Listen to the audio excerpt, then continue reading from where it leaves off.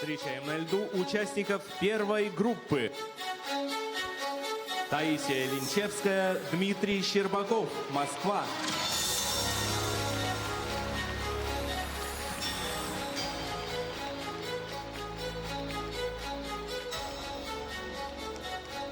Милана Кузьмина, Дмитрий Студеникин, Москва.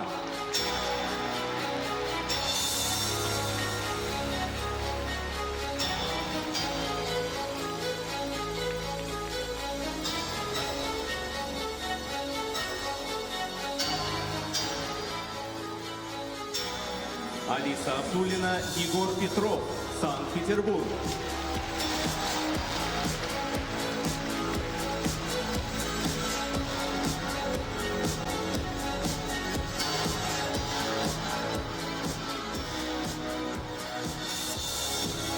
Софья Леонтьева, Даниил Горелкин, Москва.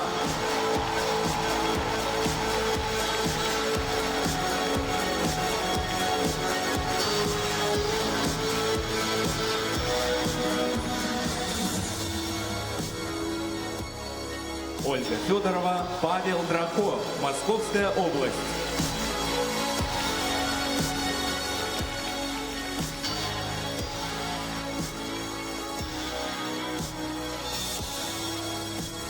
Разрешена разминка.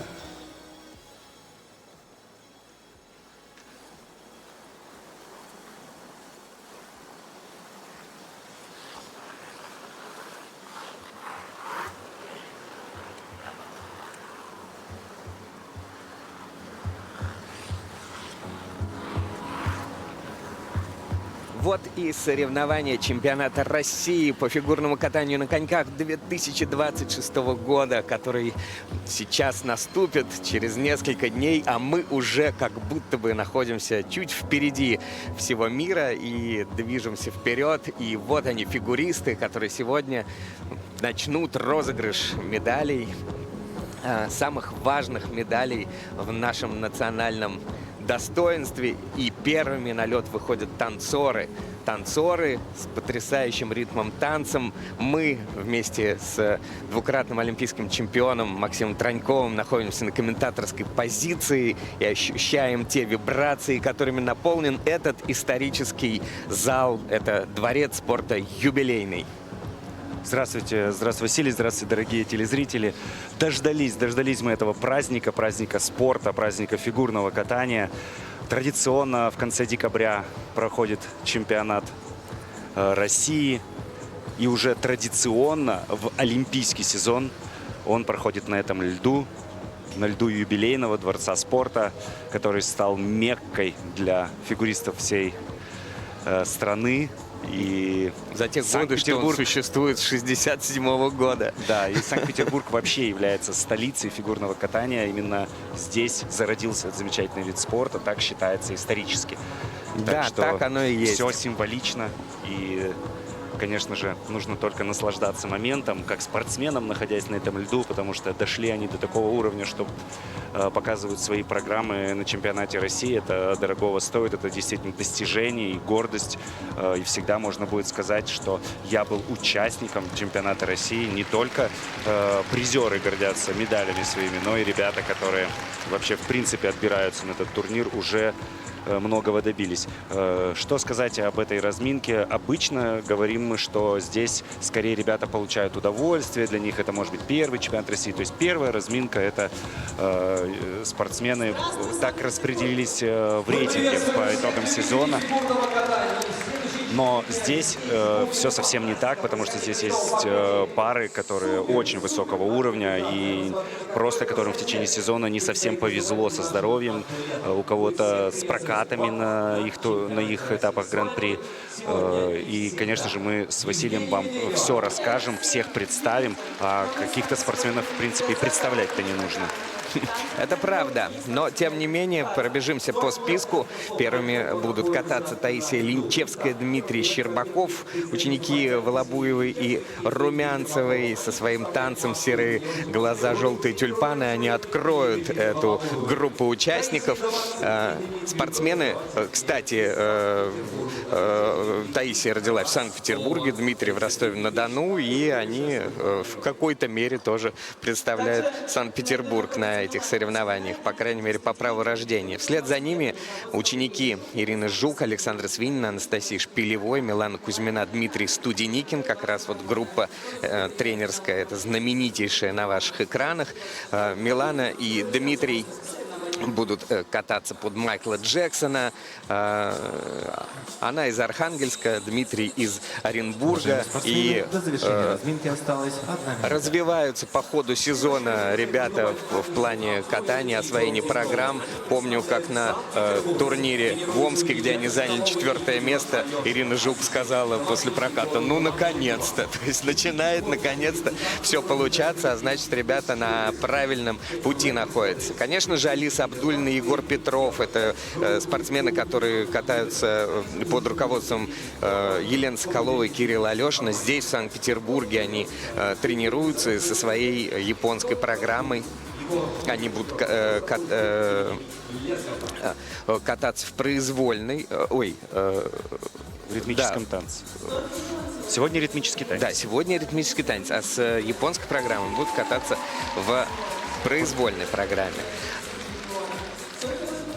В Магнитогорске они были 8-ми, в Омске 6-ми, а на чемпионате России пока что еще не выступали. Ну, кстати, Алиса и Егор, у них есть такое еще прозвище «Смешарики», потому что они как-то продемонстрировали очень забавный танец, связанный с этим анимационным сериалом, и заслужили любовь зрителей, в том числе за свое чувство юмора.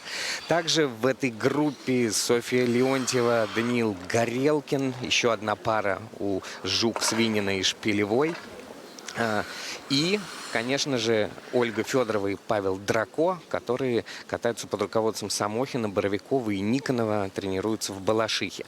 Но до их танца под Бритни Спирс нам еще далеко, еще 5 участников, а стартуют Таисия Линчевская и Дмитрий Щербаков. 20-летние спортсмены. Изящная Таисия, мощный Дмитрий. Они открывают этот, можно сказать, ностальгический вечер 90-х треками Наташи Королевой и Игоря Николаева. «Серые глаза и желтые тюльпаны». Вот такой колор предложили своим ученикам Ксения Румянцева и Екатерина Волобуева, и ребята тут же поддержали. Вы сейчас, когда увидите этот танец, сразу поймете, почему.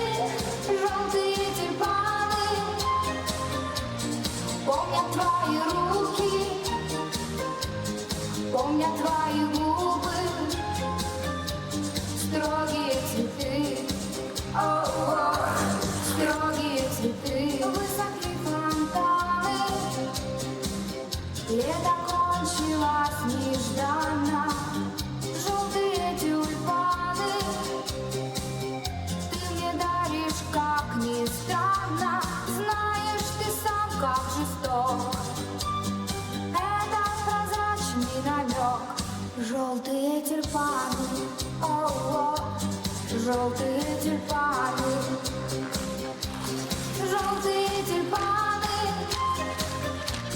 помнят твои руки, помнят твои губы, строгие цветы.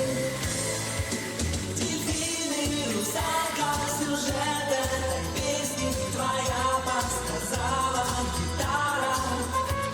Дельфины, русалка, они, если честно, не пара, не пара, не пара. Дельфины, русалка, они, если честно, не пара, не пара, не пара.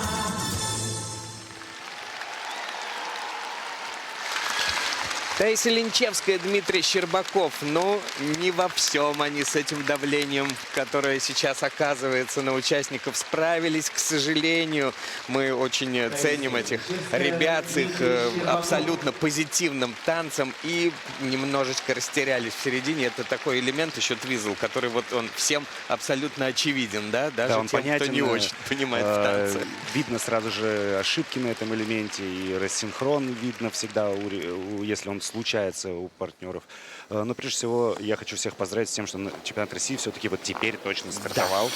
Ура. Он открыт этой замечательной программой. Начали ребята здорово. Действительно, да, к концу немножечко, как будто бы после вот этой ошибки у партнера немножечко потерялись, но видим мы, что расстроен, качает головой Дмитрий. Но, тем не менее, открывать такой турнир, как чемпионат России, это всегда очень нервно, всегда очень тяжело. Когда ты первым выходишь на лед, еще никто не катался, еще ничего не понятно, в каком настроении судьи, как примет зал. И ты вот такой первооткрыватель. И, конечно же, ребята большие молодцы, что в целом справились с этой программой. Вот первая поддержка стартовая. Поющая поддержка. Да, довольно высоко оценена судьями и зрителями, и аплодисментами тоже. Потихонечку заполняется зал в юбилейном. Но они прям вот с настроением вошли в этот танец, да? И вот как раз та ошибка, о которой мы говорим. Вот здесь мы видим, что теряет равновесие партнер. Касается, возможно, льда свободной ногой. И, конечно же, уровень сложности сразу же у него падает. Мы видим, у нас, кстати, новая графика теперь специально для вас, дорогие зрители, чтобы было более понятно. И это в реальном времени сейчас отображается, как судьи рассматривают этот элемент и какой уровень ставят. Он Да. может меняться в процессе, но пока только второй уровень у партнера на твизле. Ну, там не только второй уровень, и еще, к сожалению, оценка судейская на данный момент минус 1,6. Это серьезная сбавка. Много теряют на этом элементе. Видели мы чистые прокаты в этом сезоне этого танца у ребят. И всегда хорошо его принимают, прежде всего, зрители, потому что всем известные хиты 90-х звучат на льду. И сдержанные были сейчас, да, тренеры так подрастроены, потому что старт мог бы быть чуть более бодрым. Ну, оценка 59-62 – это наша отправная точка на сегодня.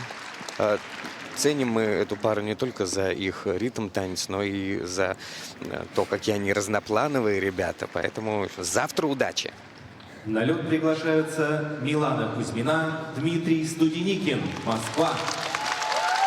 Милана Кузьмина, Дмитрий Студеникин. Это уже школа Жук и Свинина.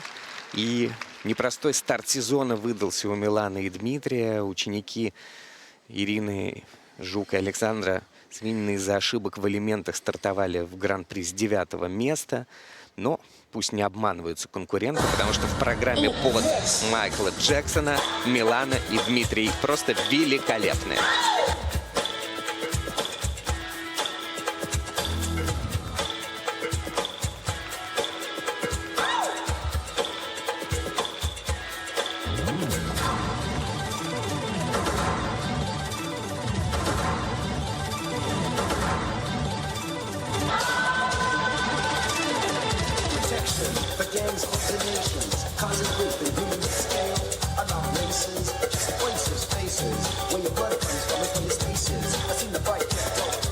Spend my life being a color. My baby, on the Saturday. Go with you.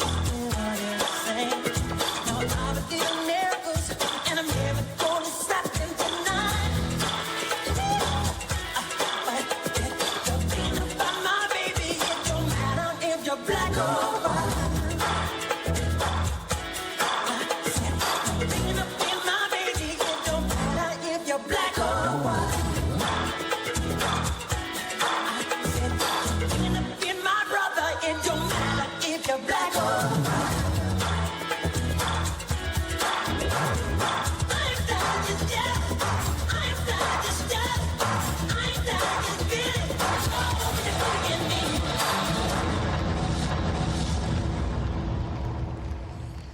The way she came into the place, I knew right then and there. There was something different about this girl. The way she moved, her hair, her face, her lines, divinity in motion. But I was one. Come for me. I said I have a fight. And when you pretend we didn't talk on the phone, I made it right. She left me standing alone. You're so dangerous. The girl is so dangerous. Take away my money, throw away my time. You can call me funny, but you know damn good for me. Keep it in the closet.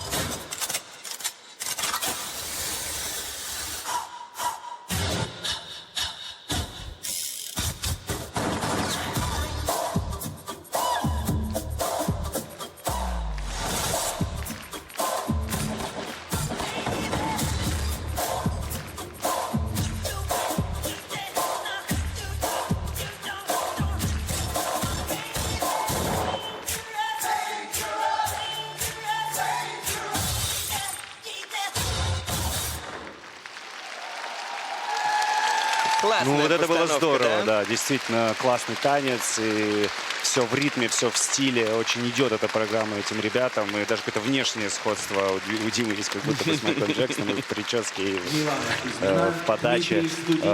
Много классных находок, и именно этого мы всегда ждем от пар этого тренерского дуэта, от Ирины Жук и Александра Свинина. Всегда они отличаются вкусом, прежде всего, вкусом к тому, что они делают, к своей работе, к танцам на льду, к фигурному катанию. Всегда все выверено, очень интересно, много находок, классная хорео, танцевальная дорожка в конце программы. Ну и, в принципе, каких-то таких серьезных ошибок, как будто бы я вообще не заметил. Буквально пронеслись как ветер по льду юбилейного. Эти спортсмены молодые, пожелаем им удачи в будущем. Как ты уже говорил, да, действительно, сезон сначала не задался, был в ритмическом танце допущена ошибка, падение Дмитрия, причем такое серьезное, что даже руку он сильно разрезал и докатывал такой в окровавленном костюме свой ритмический танец, но потом реабилитировались, с 9-го места уже на 4-е поднялись на следующем этапе Гран-при, чуть-чуть не хватило до тройки, завоевали путевку на чемпионат России, к сожалению, оказались только в первой группе участников, но тем не менее, я думаю, что сегодня у ребят скорее все получилось, чем нет. Могут быть они, я думаю, довольны своим катанием, так же, как и их тренеры, и, конечно же, болельщики, которые 100% в этой паре есть и в большом количестве. Яркие ребята, большие молодцы.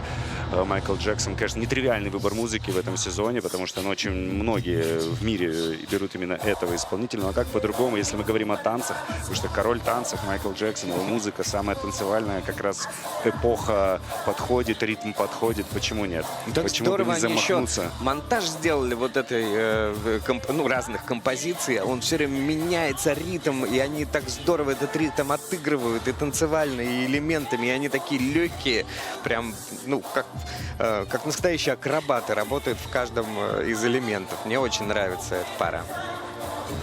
Куда махать? Куда махать-то? Конечно, такое количество камер сейчас в юбилейном благодаря Первому каналу, что да машите куда хотите, везде есть камеры. Ну, действительно, очень хорошо проработана здесь площадка для соревнований на таком подиуме. Наверху ребята сидят кисень-край, а не как мы привыкли где-то в уголочке за льдом. И обычно сразу перед твоей камерой стоит, а сейчас камера на другом конце льда вообще от тебя находится. И ребятам это непривычно. Именно поэтому Дима и спрашивает, куда махать.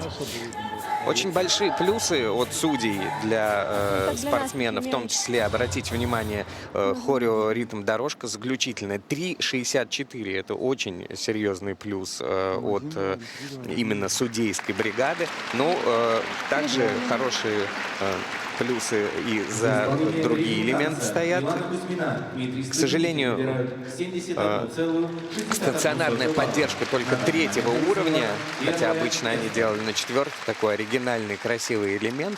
Ну, они получают очень хорошие баллы и находятся на 1-м месте сейчас.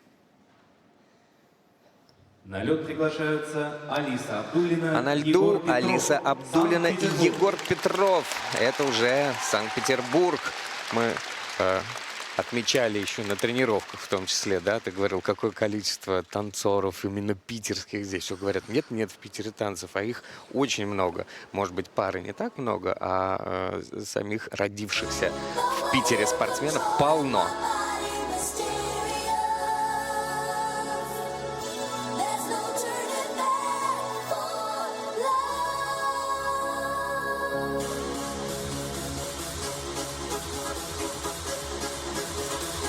I think it's time to make the floor burn.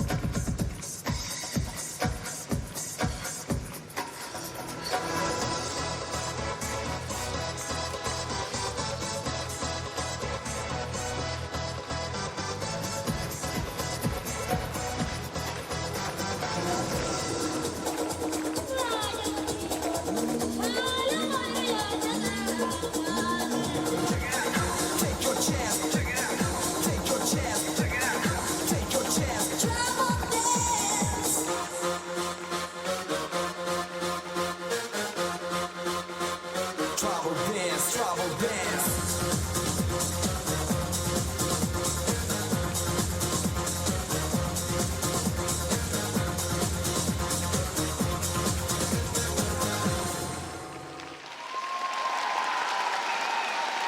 Еще один зажигательный танец, и публика довольна, в восторге, аплодирует практически полтанца этим спортсменам. Елена Соколова, Кирилл Алешин были на ваших экранах, тренеры, семейные тренеры, можно сказать, мать и сын, руководят этой замечательной школой танцев в Санкт-Петербурге. Да, еще один зажигательный танец подарили нам сегодня наши танцоры. Под Two Unlimited выступали ребята под нарезку именно этой музыки. И сейчас прям такой чуть ли не круг почета делают по юбилейному ребята. Благодарят своих болельщиков. Баннер даже есть у них именной свой, как любит местная публика ленинградская своих спортсменов. Действительно, возродились танцы на льду в Санкт-Петербурге, и это здорово, что мы видим уже не один, а целых два дуэта тренирующихся в городе на Неве. К сожалению, мы отдаем себе отчет в том, что у ребят оценки пониже будут, чем у тех спортсменов, которые до них выступали, потому что, как уже было сказано, Кузьмина и Студеникин так случайно оказались в первой группе участников, да, потеряв там немножко рейтинга на Гран-при. И, конечно, есть кое-какие срывы, хотя вот Твизлов начали с очень бодрых 4-го уровня и с нормальными плюсами. Ребята вообще катались очень нагло, не стушевались, как будто бы это и не чемпионат России, а чемпионат Санкт-Петербурга. То есть абсолютно уверенно, на хорошем ходу. Не было видно, что где-то дрожат они. Да, действительно, просто нужно расти, повышать свою технику владения коньком, реберность пресловутую, которая так важна в танцах на льду. Но в целом очень неплохое впечатление о себе они оставили. Я думаю, что в актив абсолютно точно можно занести это выступление ребятам. Плюс ко всему танец еще с юмором, да, их тренеры еще подталкивают к тому, чтобы немножко заигрывать с толпой, со зрителями, да, а это всегда придает настроение дополнительного спортсменам.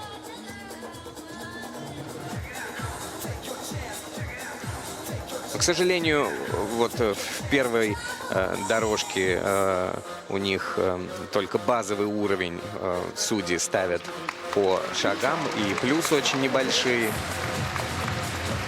Поддержка вращательная 3-го уровня.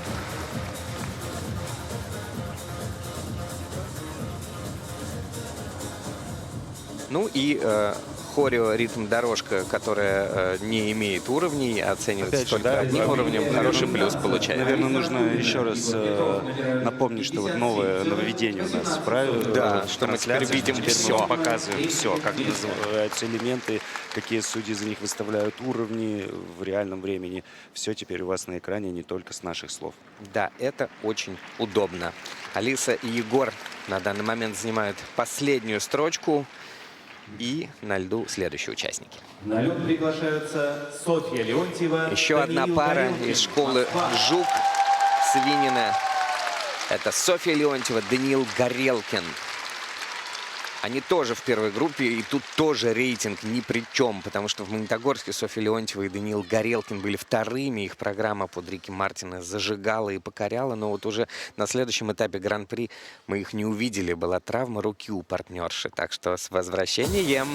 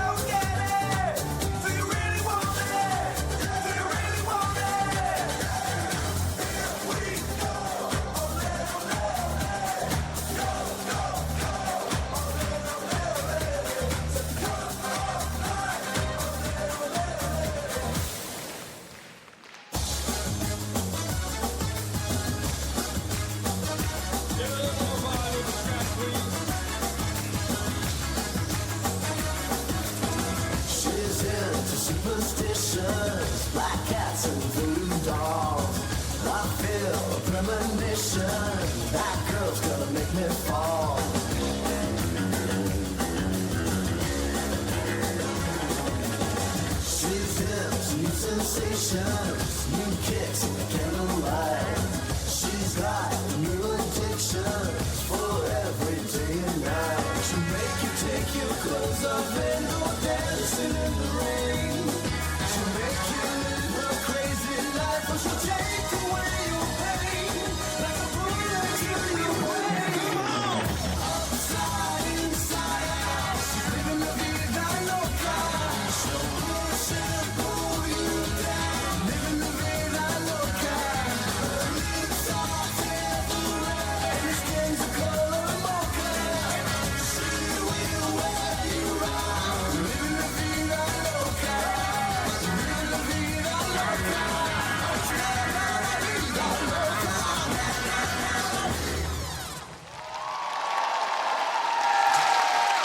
Да уж, Дали жару, что называется, прям тепло стало в юбилейном от этого. скорость сумасшедшая. Да, зажигательного танца под Рики Мартина ребята показали свой ритмический танец. И, как мне кажется, что все у них получилось, и ребята довольны, обнимаются. Сложный получился сезон у ребят. Начали просто здорово с серебра первого этапа. Причем они серии тогда Гран-при. после ритм танца даже лидировали. Да, и лидировали, были первыми после ритмического танца.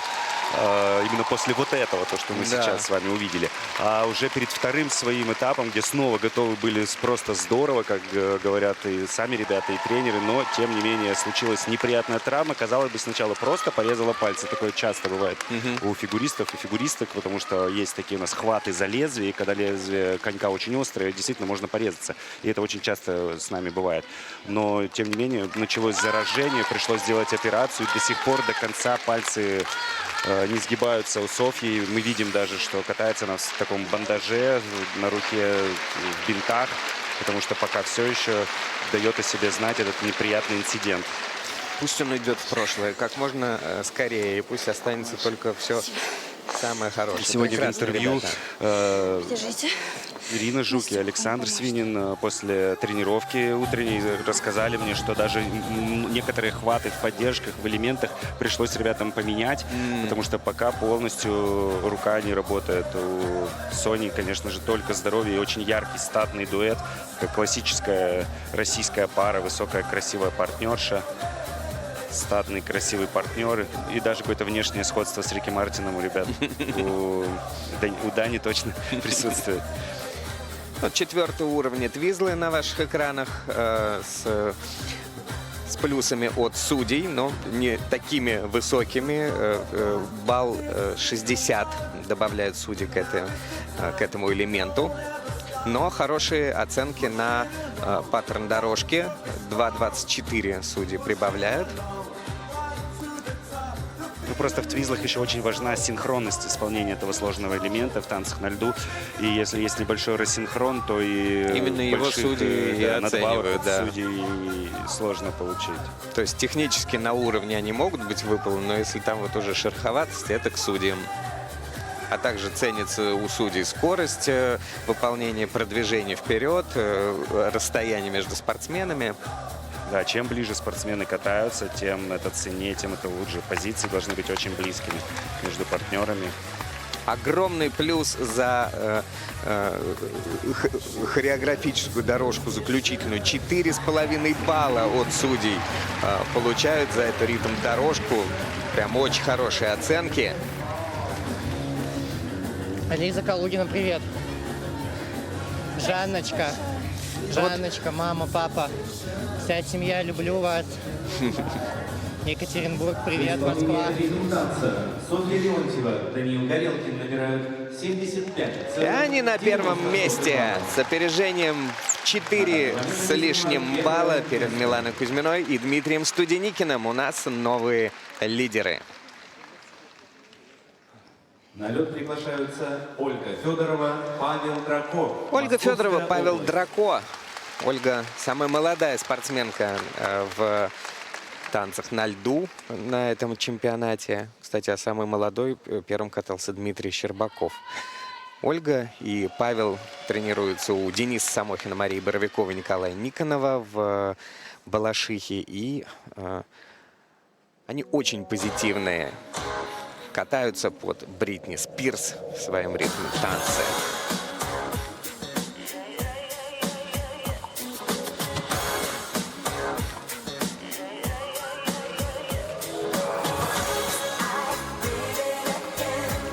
I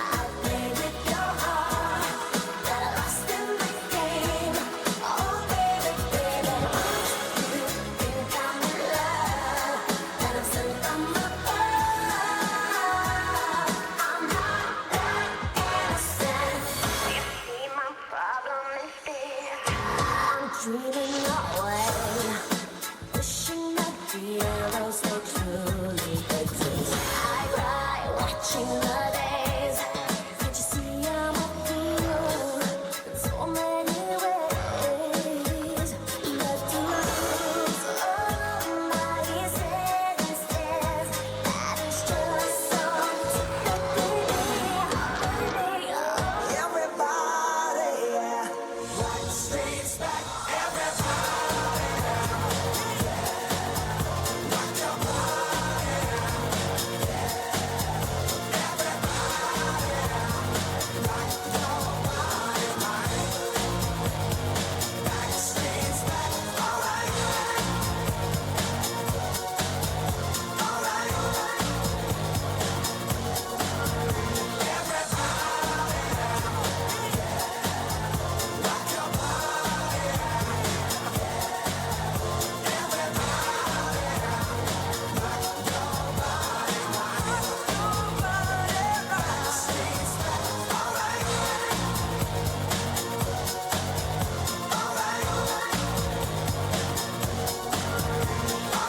Everybody, everywhere.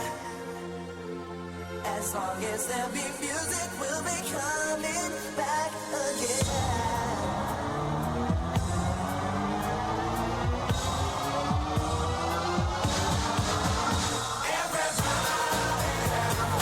Backstreet's back, alright. You drive me crazy. I just can't sleep. I'm so excited, I'm in too deep. Oh, crazy, but it feels alright.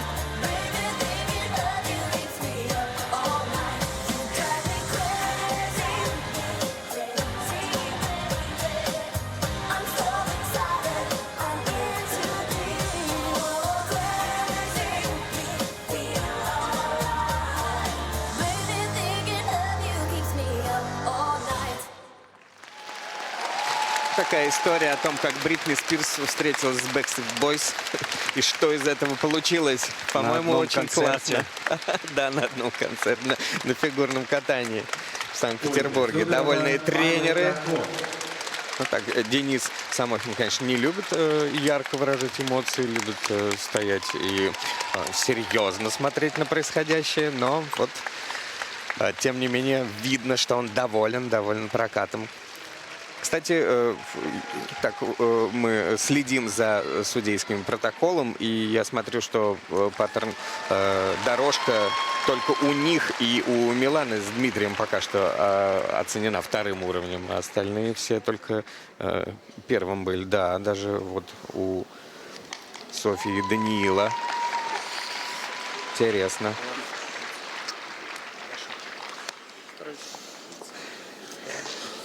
Уже первым поменяли. Да, это очень сложно получить на дорожке с танцевальным паттерном уровень выше первого.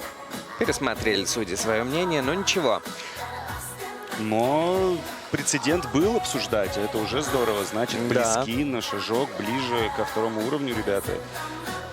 Это вот если у тебя первый, потом на базовый падает, это уже похуже. А когда со второго на первый не так страшно, потому что действительно очень сложный этот элемент. Вообще даже волосы у партнерши в цвет их костюмов. Насколько проработан образ и как проработан профессионально. Да, Ольга любит розовый цвет, это правда.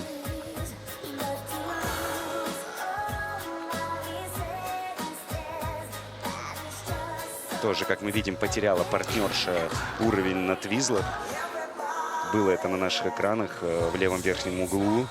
И вот как раз первая оценка — это оценка оценка уровня партнерши исполнения элемента. И вторая — это партнера. И 2-4, следовательно, 2 у Оли, 4 у Павла. Поддержка с вращением 4-й уровень. Тоже мы это видим на наших экранах. Зеленая зона — это GUI, это надбавки судьями за классно выполненный элемент. Почти балл получили ребята больше за эту поддержку.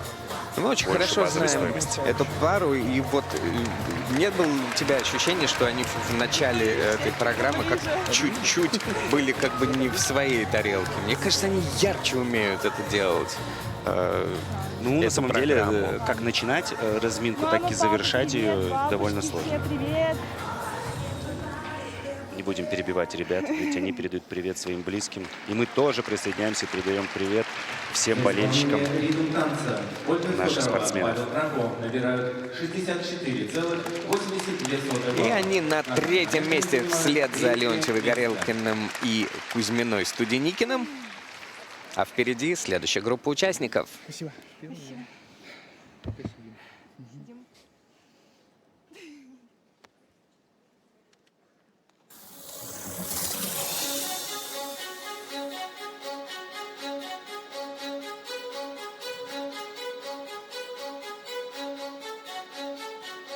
Встречаем на льду участников второй группы. Елизавета Пасечник, Дарио Черезана, Москва.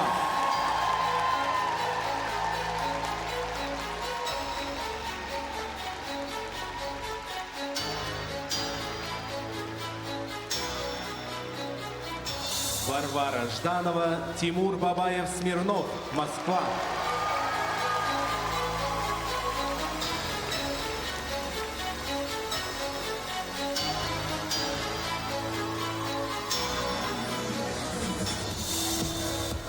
Софья Шевченко, Андрей Ежлов, Москва.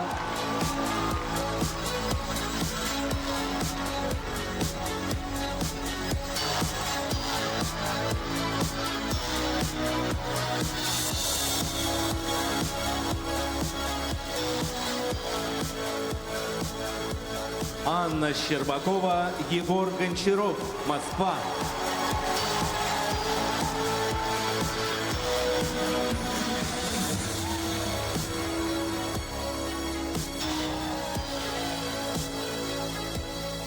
Анна Коломенская, Артем Фролов, Москва.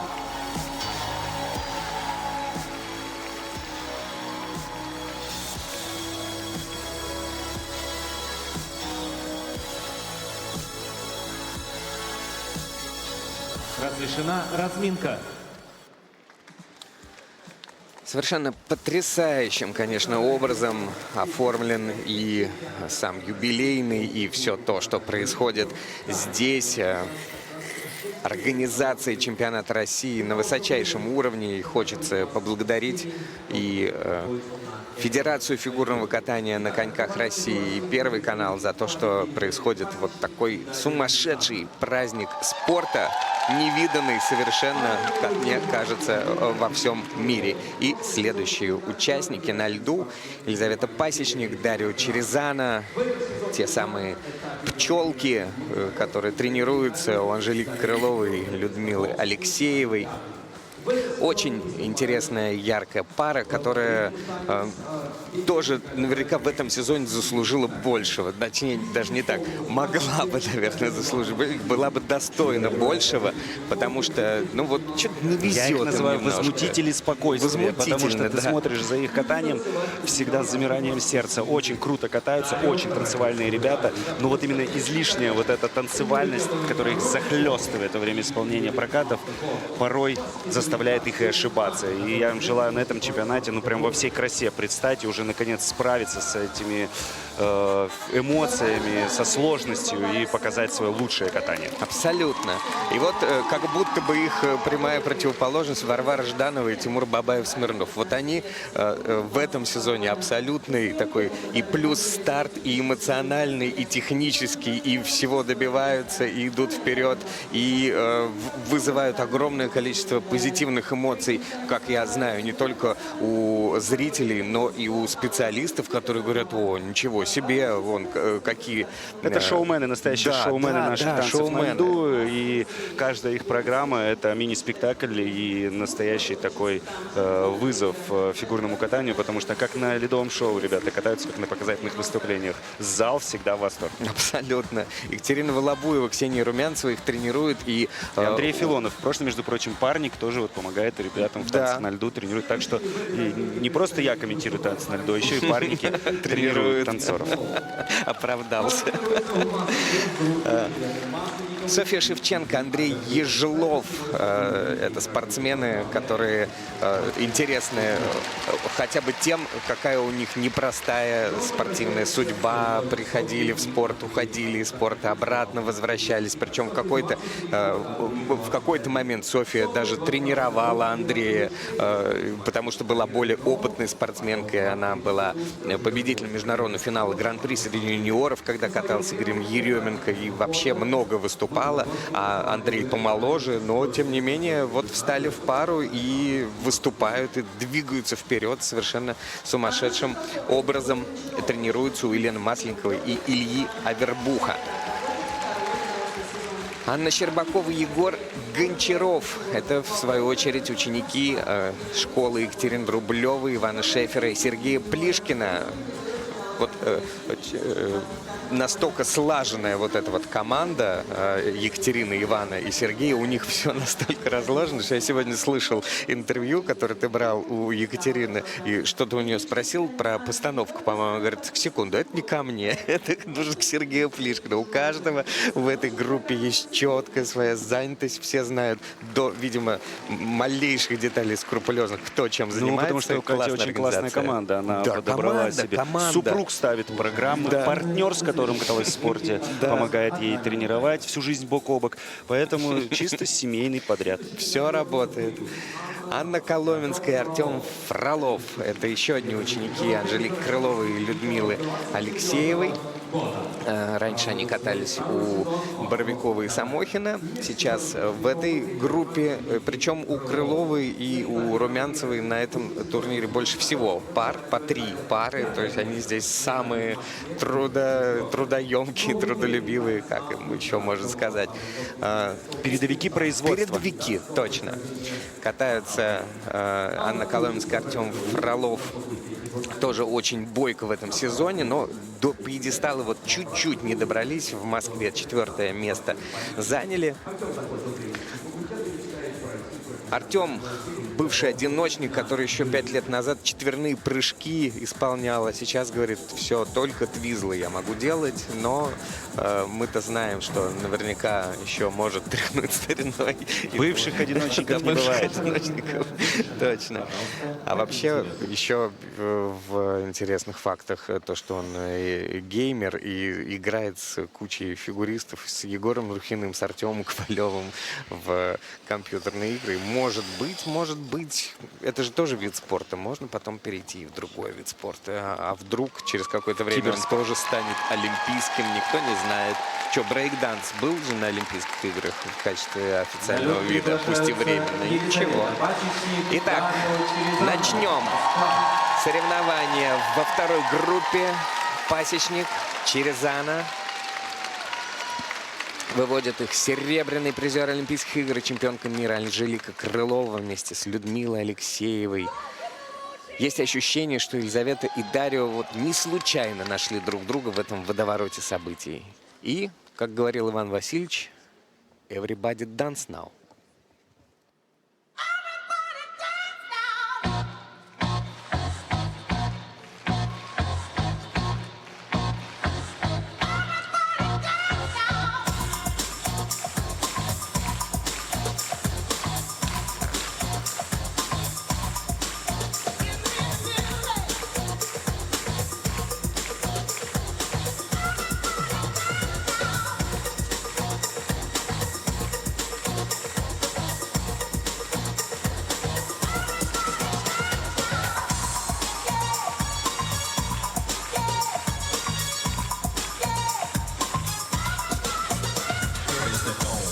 Back with the bass, the jam is live in effect, and I don't waste time. On the mic with a dope rhyme, jump to the rhythm, jump to the rhythm, jump.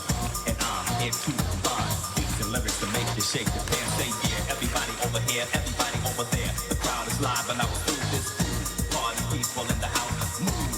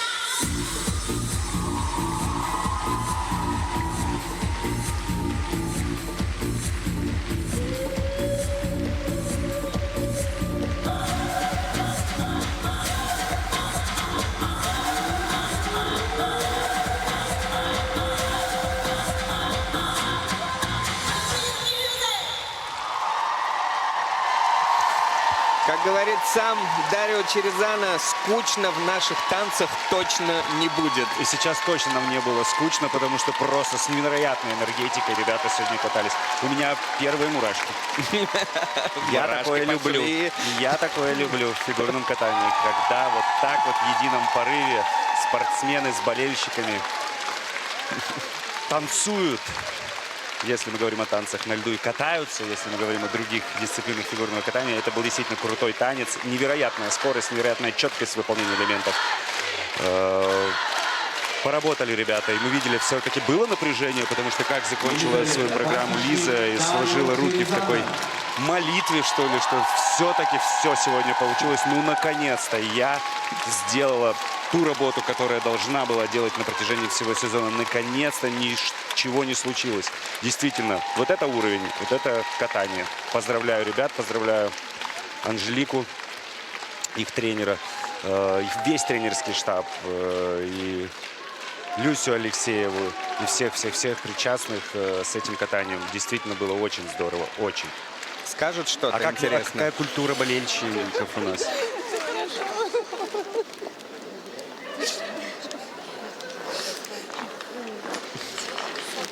Плачут от счастья. Растрогались. Да, культура болельщиков у нас потрясающая. Целый особенно вокруг сектор этой оделся в пары. костюмы пчелок, поддерживая эту пару. Именно так называют болельщики этих ребят. И, это производная от фамилии Пасечник, и вот их называют пчелками. И вот оделись в таких пчелок, желтополосатые костюмы, шапочки. И наши зрители, целых несколько рядов, и поддерживали очень бурно катание этих ребят. Классные твизлы, видим мы, да, что оба на 4-й уровень с прекрасными GOE, над бабками аж 2.40. Сложно сделанные, и насколько они хореографически танцевальные, обыгранные, да? параллельно, да, действительно классно. Ну, сегодня классный прокат, очень стильный. Хип-хоп — такая сложная, казалось бы, музыка, особенно для русского восприятия. Но здесь ребята абсолютно органичны в ней. Вообще не выглядит как будто как какой-то русский дуэт, да, такой своеобразный. Есть у них какое-то свое лицо. То есть не вот эта классика, когда там высокая партнерша, высоченный партнер, стать. А здесь просто симбиоз, гармония между ребятами, задор, невероятное терпение, невероятная такая командная работа. И это невозможно не оценить по достоинству. Мне очень танец понравился сегодня. Я не знаю, как передалась ли эта энергетика через экраны, но в юбилейном сейчас происходило нечто незабываемое. Сегодня это танец открытия для меня. Наконец-то в этом сезоне я увидел ребят вот такими блистающими на льду, блистающими. Молодцы.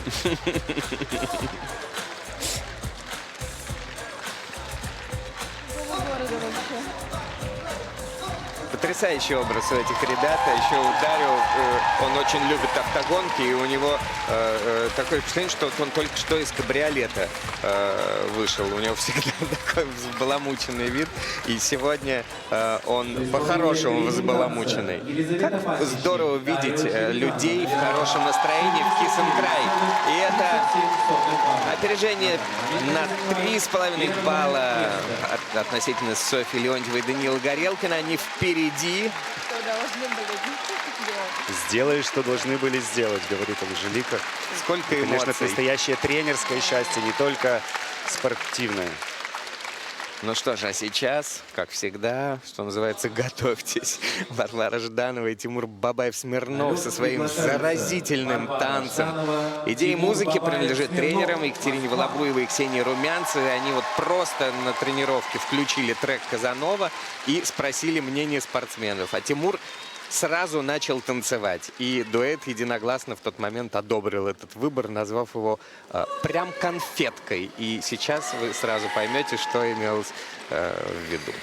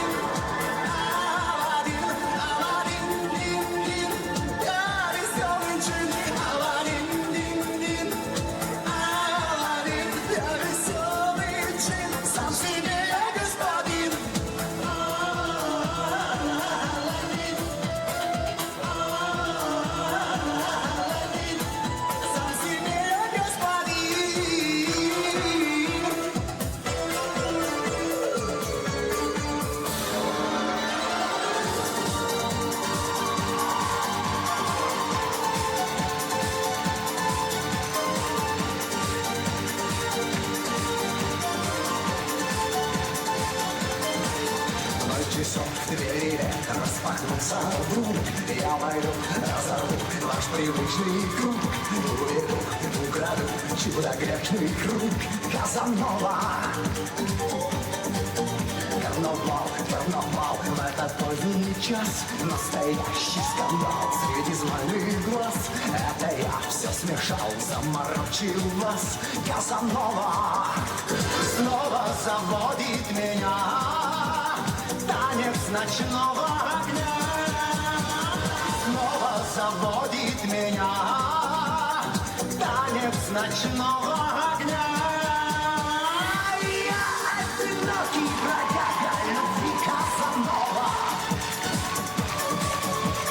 Вечный любовник и вечный злодей Тертьев.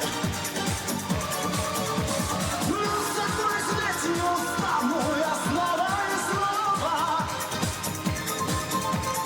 Так и останусь бродяга один Казанова.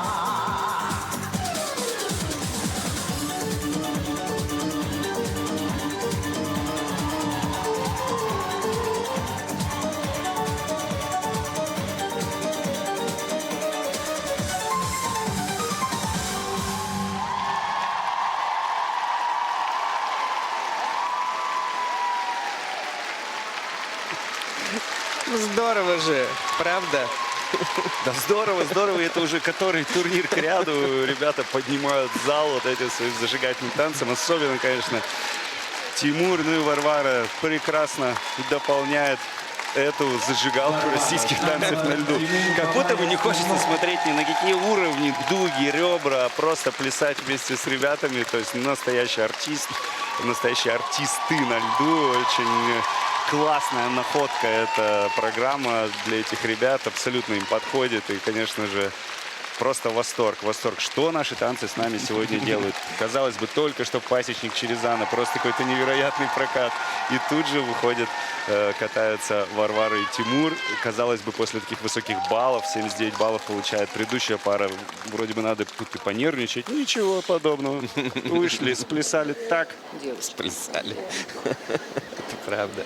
Ну, они очень технично затаскивают публику в этот танец, потому что сначала это еще, когда про Аладдина, так все на минималках, а потом раскачиваются и пляшут все. У нас тут целый стол федерации рядом сидит, там все плясали, не говоря уже просто о публике. Дарят радость эти ребята зрителю, залу, украшение любого турнира. Но на уровне все равно смотреть придется. Если не нам, то судьям. Как минимум не достало уровней в твизлах. Вместо 4-го не добрали, получили только 3-й, хотя и с хорошими плюсами. Но хореографическая дорожка получила очень большой плюс от судей, но это и понятно. Да потому что там, посмотрите, что творилось в этой дорожке. Да. Вот это на ваших экранах. Публика на повторах вновь да. взрывается овациями после повтора этого движения. Видимо, как тренеры восхищаются. Еще повтор такие классные. Спроси своих ребят. Невероятный прокат. Еще один к ряду мы видим. Как будто разгоняются наши соревнования вместе с танцорами. Круто, круто.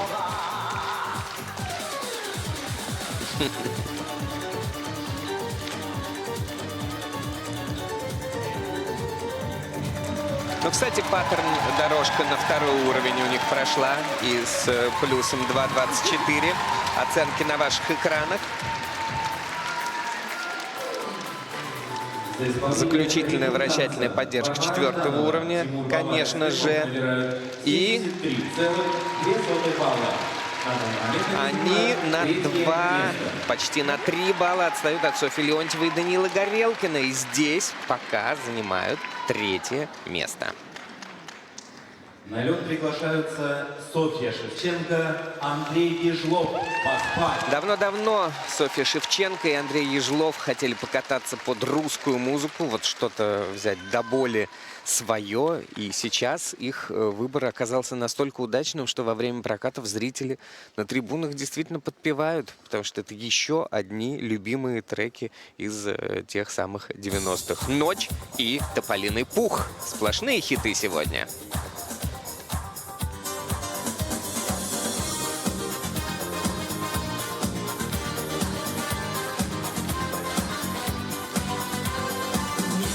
Я не буду говорить, что я все готов простить, и обид не помню я.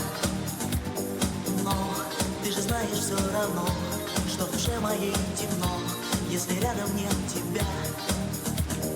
Ночь, ожидание, холод, боль, словно я раскован, я ничего не вижу, сам себя я ненавижу вновь. Слезы ниоткуда в кровь, я кусаю губы, все, что мне сегодня надо, просто быть с тобой рядом. Ночь, что за странная свобода, от заката до восхода, ждать тебя, надеясь вновь. О, день, я прошу тебя, не надо, от восхода до заката, говорить мне про любовь.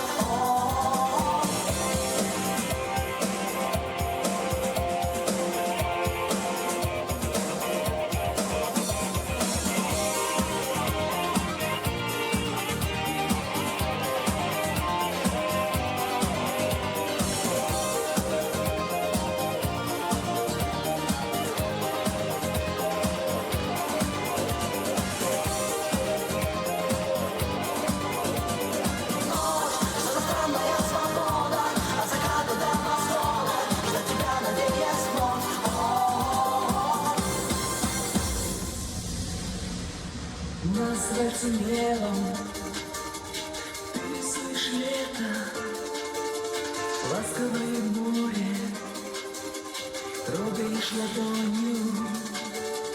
Тополиный пух, жара, июль, ночи такие звездные.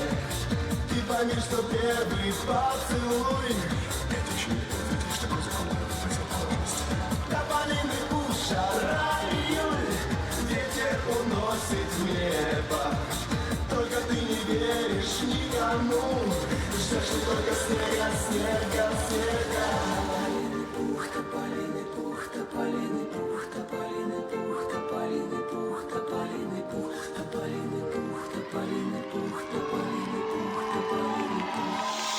Тополиный пух, жара, июль, ночи такие лунные, а соленый ветер с моря дул, унося с собою мысли грустные. Тополиный пух, гроза, белые хлопья снега, и любовь к тебе пришла этим снежным летом.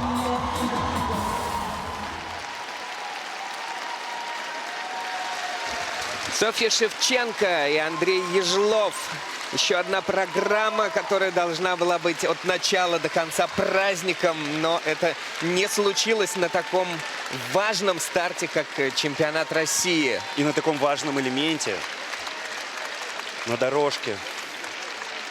И, к сожалению, конечно же, Сонечка здесь ошиблась. И это было видно, это было заметно. И хочется поддержать ребят, поддержать их тренеров. Тем более, что сегодня у одного из тренеров этого замечательного дуэта, у Ильи Авербуха, день рождения. Мы нашего маэстро поздравляем, передаем огромный привет. Илюш, здоровья тебе, держись. Ты сам был большим спортсменом, теперь и большой тренер. И мы рады видеть тебя всегда на соревнованиях. Приезжай. Ну, а то Илья без тебя, это видишь, ошибки вообще случаются. легендарная личность. Личность, которая, благодаря которой в том числе все то, что происходит в нашем фигурном катании российском, происходит и на телевидении, и везде. И то, что вот они собрались вместе с Еленой Мальцниковой в свое время работать вместе, двигаться вперед, и такие интересные у них решения, интересные программы. И сегодня такая неудача. Ну, не назовешь подарком на день рождения, но Зато посмотрите, как жвачкой угостила в начале Да, программы. отличная программа, Очень много потрясающая. таких мини-находок в хореографии, которые можно отмечать в течение всего танца. Лена В Масленникова, конце концов, большая сальто. придумщица, и Илья Вербух, тоже известный всем креативщик.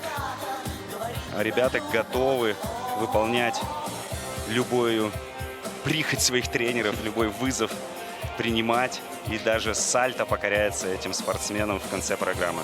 Видишь, еще на твизлах у Софьи уже были Да, такие на второй помарки, серии да, там из- ножкой чуть-чуть, ножка упала, я тоже это съехали на заметил. второй уровень. И И судьи, техническая бригада, подумал, к сожалению, будет ли заметила. это ошибкой. И, к сожалению, да. Потом такое потрясающее вращательное вращение на 4-й уровень и Вращательное вращение, вращательная поддержка. вращательная поддержка. А вот и твизлы тавтология. в Да, дорожке. Да. И с твизла в дорожке, к сожалению, вот так оступилась, назовем это так, Соня. И дальше хореослайд был, и вот уже один выполнял партнер. Ну и вот она, танцевальная дорожка. Здесь все было здорово. Очень забавно, динамично. И финальная точка, коронная сальто Андрея Жлова. Да, Единственный, кто рассказывали, делает из танцоров этот элемент. рассказывала Софья, как Андрей давным-давно хотел бы сделать сальто, и когда это разрешили, наконец-то он стал первым, кто с удовольствием это сделал. Да, не могут найти камеру, но она следит. И, конечно, Софья очень сильно обескуражена, разочарована. И Елена Масленникова было видно, как она расстроена. Это, конечно же, очень невысокие оценки. Для них сегодня катастрофически невысокие.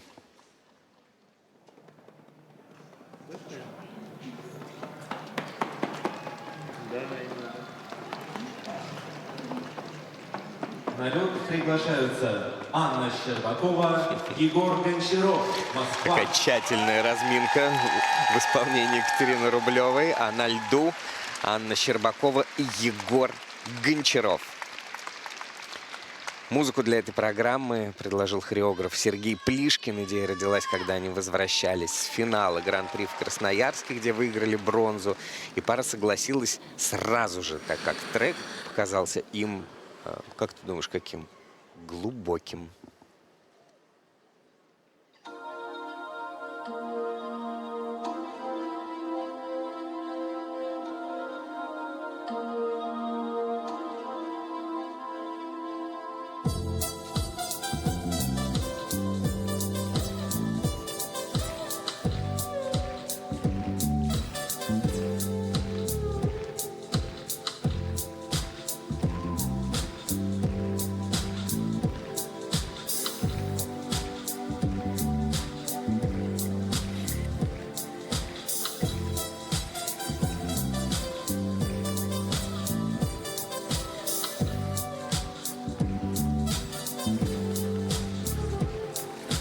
Вот как двигалась эта картина. Я был как художник, лепил из пластилина любовь, которую, как мне казалось, я выдумал сам, и она получалась. Цвета те, которые мне не давались, я взял их под сердцем, они там валялись, так нет, не пылились, их просто не брали. Цвета едкой боли, любовной печали, цвета цвета крови, бегущей по венам, цвета цвета крови, бегущей по венам. Они так стонали, они так кричали, я чувствовал телом. Вроде того в теле не быть, я хотел бы знать как. Вот в чем вопрос, как бы мне тебя бы не убить, не любить тебя как. Вот где ответ, вот как битва покажет, где больно, равно как соль. Любовь, да, рама джага-джага, рама джага-джага. Вот как битва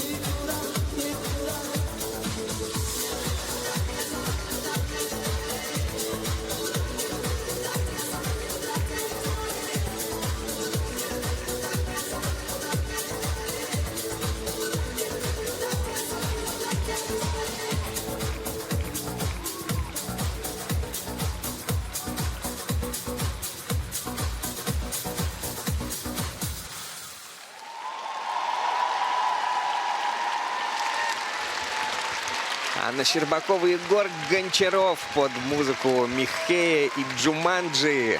Туда и про любовь. Щербакова, Егор Да, Гончаров. представляю, какое напряжение было у ребят закрывать такую яркую разминку.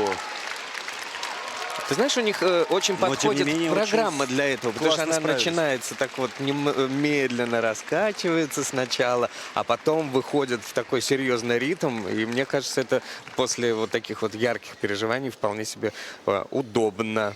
Ну, не нам, конечно, судить, что там происходит у ребят внутри. Они бронзовые призеры Омского турнира. Отлично там выступили.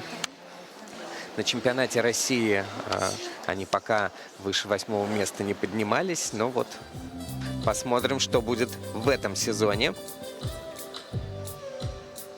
Начали свою программу с отличных твизлов, которые заслужили и у технической бригады, и у судей сплошное одобрение. То есть 4-й уровень и 2 балла плюсов. На очень близко был исполнен этот твизл.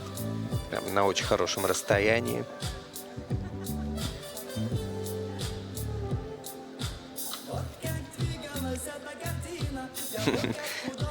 Обожаю смотреть на то, как в замедленном повторе танцоры дают такие вот эмоции, реакции. И тренеры их все И тренеры в ритм качают, да, весь Вместе со стадион. спортсменами.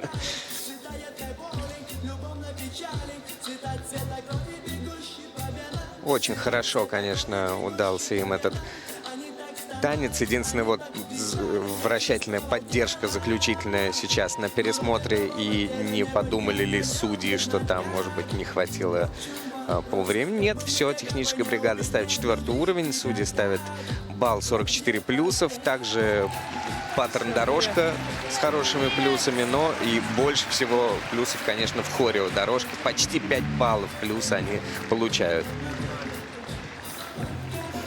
И дорожка со средней линией 3-го уровня. Прямо очень высокие оценки от технической бригады, от судей. И остается только понять,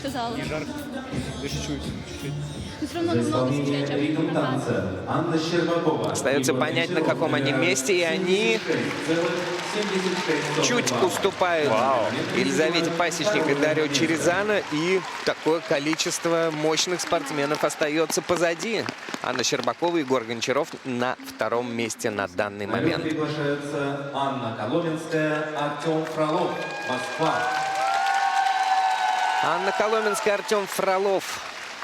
Для ритм-танца выбрали суперхит 90-х немецко-тринидадского певца Hathaway «What is Love?». Ну, кто же не знает, но вопросом задаваться мы не перестаем.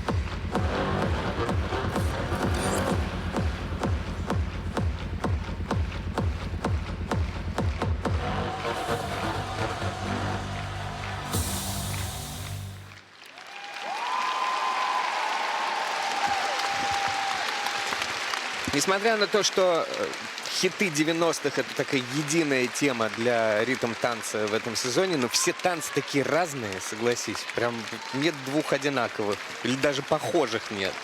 Да, действительно, каждая пара отличается, и одна лучше другой. Мне вообще сложно даже уже отдать кому-то свое предпочтение зрительское, комментаторское, потому что как будто бы практически у всех все сегодня получается. Как будто каждый из спортсменов катается на максимум за небольшим, да, там, исключением.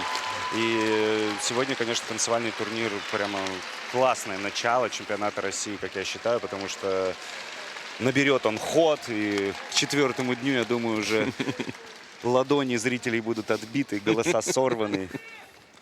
Да. Потому что поддержка невероятная сейчас юбилейному, и спортсмены под стать этой поддержки катаются. Огромные молодцы. И, как всегда, стиль, как всегда, выверенное каждое движение. Это то, что отличает пары Анжелики Крыловой. Так, сказали быстренько, надо туда проходить. Людмила Ребята Алексеевой. растут, действительно растут от турнира к турниру. И как не расти, когда ты соприкасаешься на тренировках с такими мастерами, как Пасечник Черезана, Кагановская Некрасов. Ты видишь это, учишься. И, конечно, переход из юниоров во взрослые дается гораздо быстрее и легче, когда есть на кого равняться, когда есть на кого смотреть, с кого брать пример.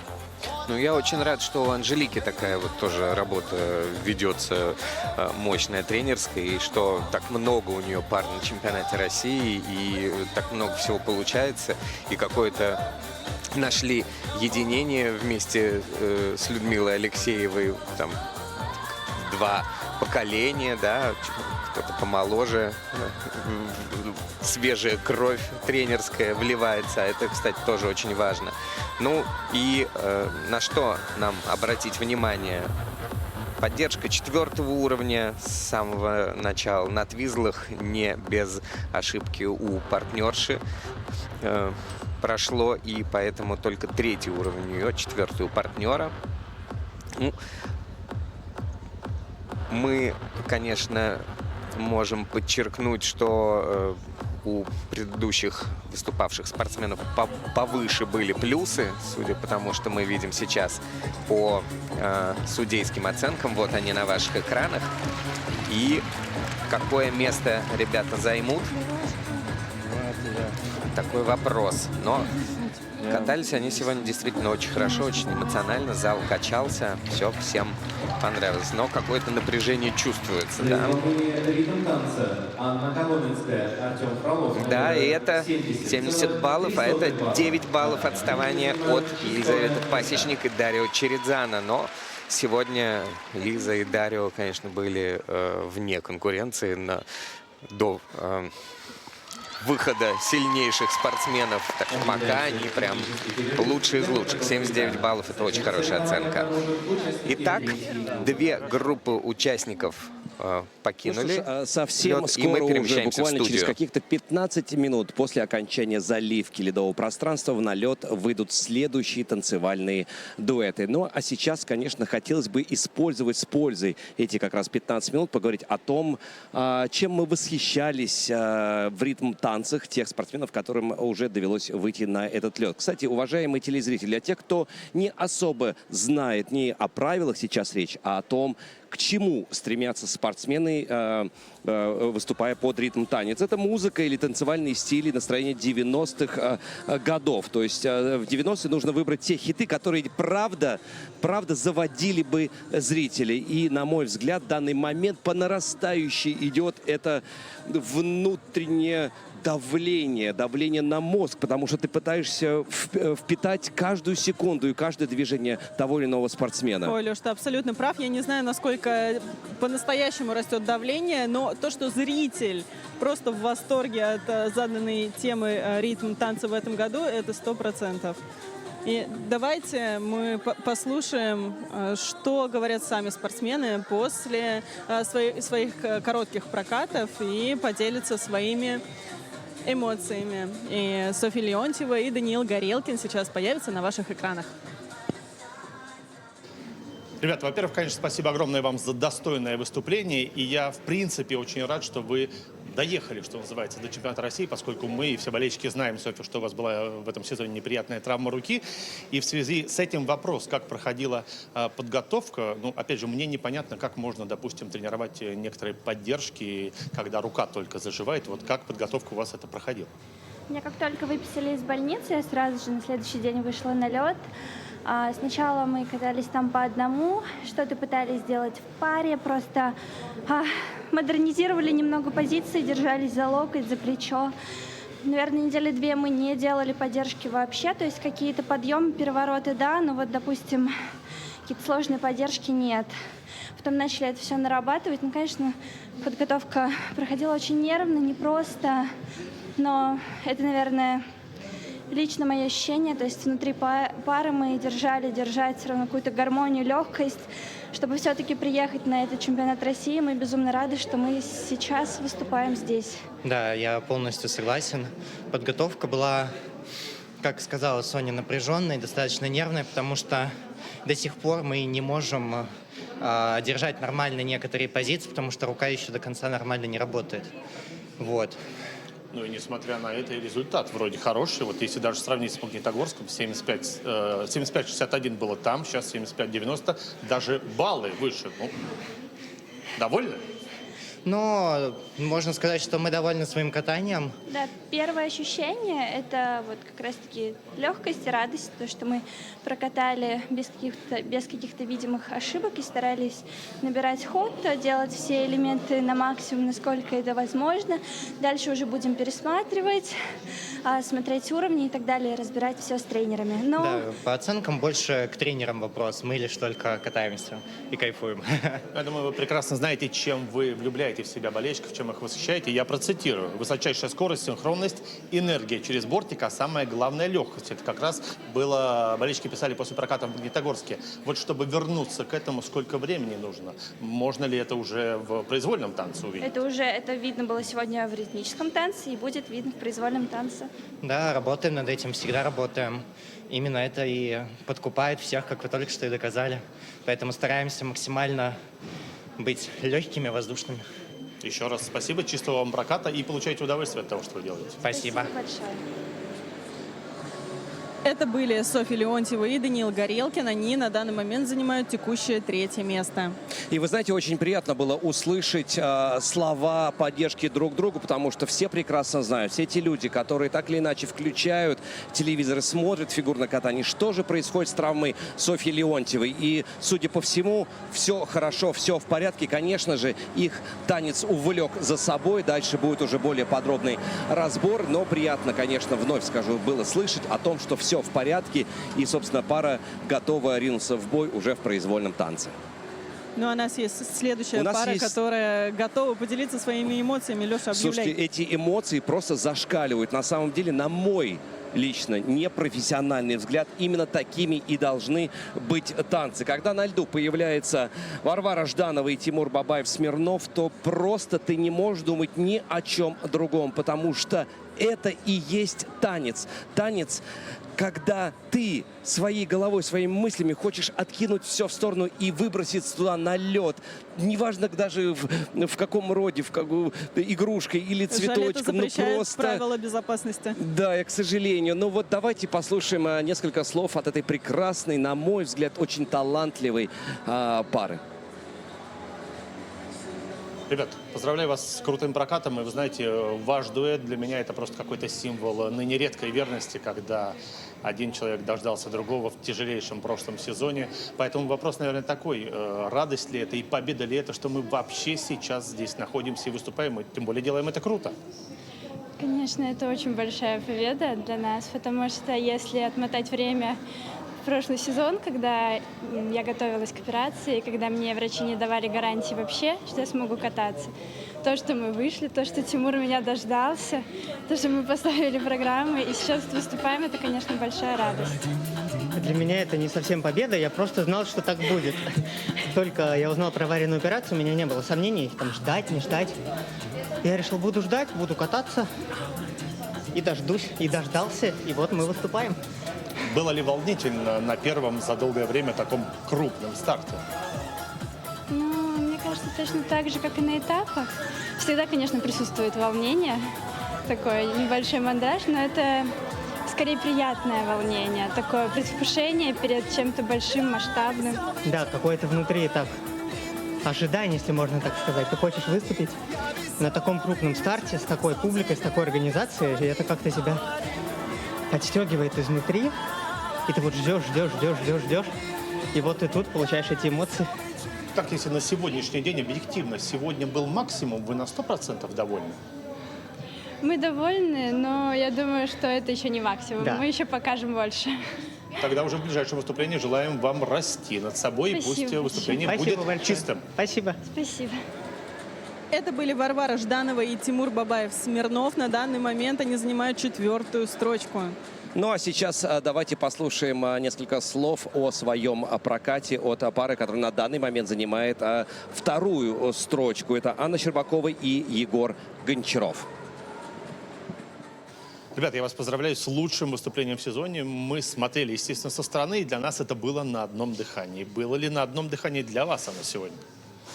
Спасибо большое. Да, мне кажется, что сегодня действительно получилось неплохо. Мы с каждым стартом старались прибавлять и техническую составляющую. Конечно же, главное для нас это эмоционально. И в этот раз действительно, мне кажется, у нас получилось. Да, после этапов поработали на взаимодействие в паре, над дуэтностью. И мне кажется, мы сегодня показали свои труды. Аня, я вспоминаю этап Гран-при в Омске, и вы там, у вас на лице было написано, что вы волнуетесь. Сегодня такого не заметил. Откуда спокойствие на главном старте? Все зависит от подготовки к стартам. Подготовка к Омску у нас прошла не очень, все время что-то не получалось. И, соответственно, мы на соревнования приехали немножечко с опасениями. А тут подготовка прошла хорошо, мы чувствуем уверенность в себе, в друг друге, и, соответственно, волнение уменьшается. Теперь получается день паузы перед произвольным танцем. Как этот день нужно провести, чтобы задор, настрой сохранить?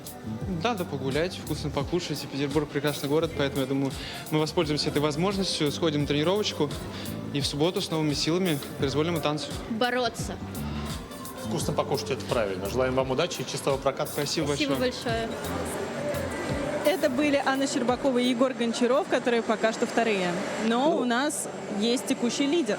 Текущий лидер – это Елизавета Пасечник и Дарья Чезана, спортсмены, которые не так чисто проводят этот сезон. И мы видели череду прямо неудач на некоторых этапах Гран-при. Но сегодня абсолютно иной день для этих спортсменов. Чистейший прокат. И, собственно, логически отсюда выходим. И оценки, баллы, которые впервые... 79,37 балла. Это практически 80 для танцев на льду, для 2-й разминки. Причем не сильнейшие разминки. Это очень и очень высокие оценки. Ну, а для самих спортсменов это их личный рекорд в этом ритм-танце. Но я очень рад, что все сложилось удачно. Дальше, конечно, будут произвольные программы. Да и, собственно, впереди еще много дуэтов, которые навяжут борьбу тем, кто сейчас возглавляет турнирную таблицу. Ну, напоминаю, все-таки это лед, он бывает скользким, и порой бывают какие-то ошибки, шероховатости, которые не дают той или иной паре раскрыться на 100%. Но я предлагаю послушать, что же ребята сказали после проката. Ребят, мои поздравления с классным прокатом. Все, что хочется воскликнуть. Ну, наконец-то. Ну, наконец-то. Рассказывайте, как удалось нащупать эту уверенность, стабильность и драйв. Ну, мы старались все-таки при любых сложностях не терять уверенность. Поэтому она всегда была с нами. Но просто большее количество повторов, бесконечные прокаты, усиленные тренировки. В целом, как раньше. Но сейчас подошли к этому с большей головой. И, надеюсь, все получится. Да, я полностью согласна со словами Дарика. Мы, правда, были уверены в том, что мы способны показать гораздо больше, потому что мы знаем, какие прокаты мы выполняем на тренировках. И каждый раз хотелось продемонстрировать действительно именно то, что мы наработали. Но, к сожалению, случались какие-то инциденты в моем исполнении. И мы начали больше с Дариком вести диалога по поводу рабочих моментов. Лично я стала больше прислушиваться к состоянию своего тела, потому что на каждой тренировке мы проделываем совершенно одинаковую работу и вкладываемся каждый раз на максимум. Но, видимо, было необходимо что-то поменять. И вот мы нашли способ, слава богу. Я так перед выступлением на ваши лица посмотрел, у меня было абсолютное ощущение, что Дарио излучал сегодня какое-то спокойствие и доверие. Ощущали ли вы, Лиза, это? Был ли он таким стержнем?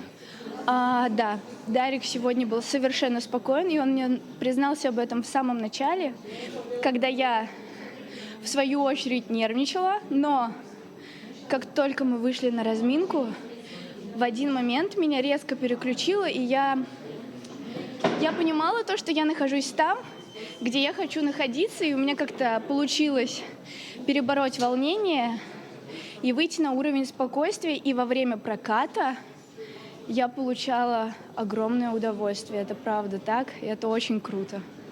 Я желаю вам схватиться за эту уверенность, за этот драйв, за эти эмоции и спокойствие. И пусть у вас все получится и в произвольном танце. Спасибо огромное. Спасибо. Благодарим нашего коллегу Игоря Прутникова за эти прекрасные интервью, за первые пойманные эмоции после проката. Ну а это были текущие лидеры. И сменятся ли они, мы узнаем с вами совсем скоро, потому что буквально через 5 минут на этот лед выйдет сильнейшая разминка, и там будет действительно горячо.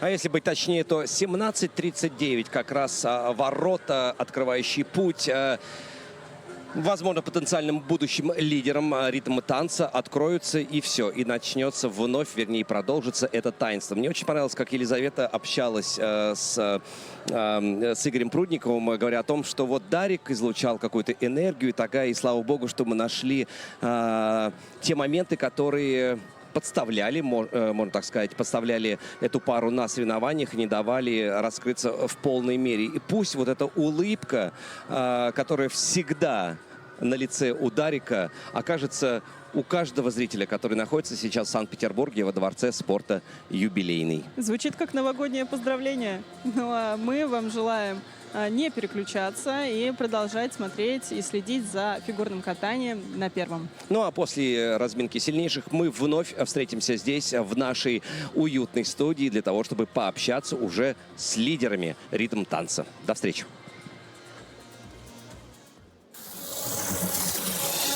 Встречаем на льду участников третьей группы. Екатерина Рыбакова, Иван Махноносов, Москва.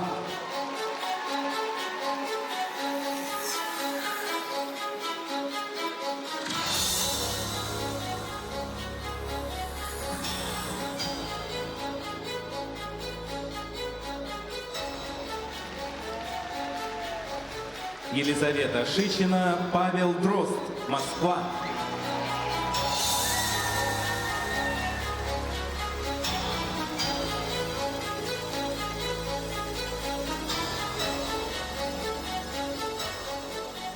Екатерина Миронова, Евгений Устенко, Санкт-Петербург.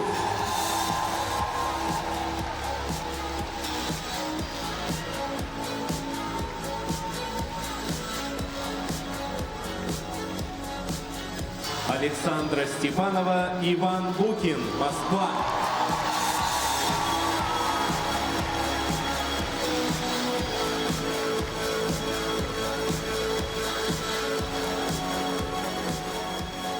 Василиса Кагановская, Максим Некрасов, Санкт-Петербург.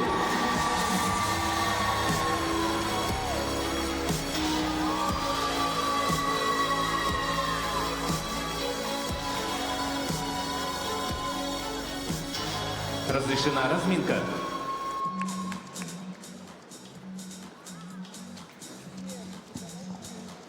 Так, на льду заключительная группа участников, список которой находится на ваших экранах.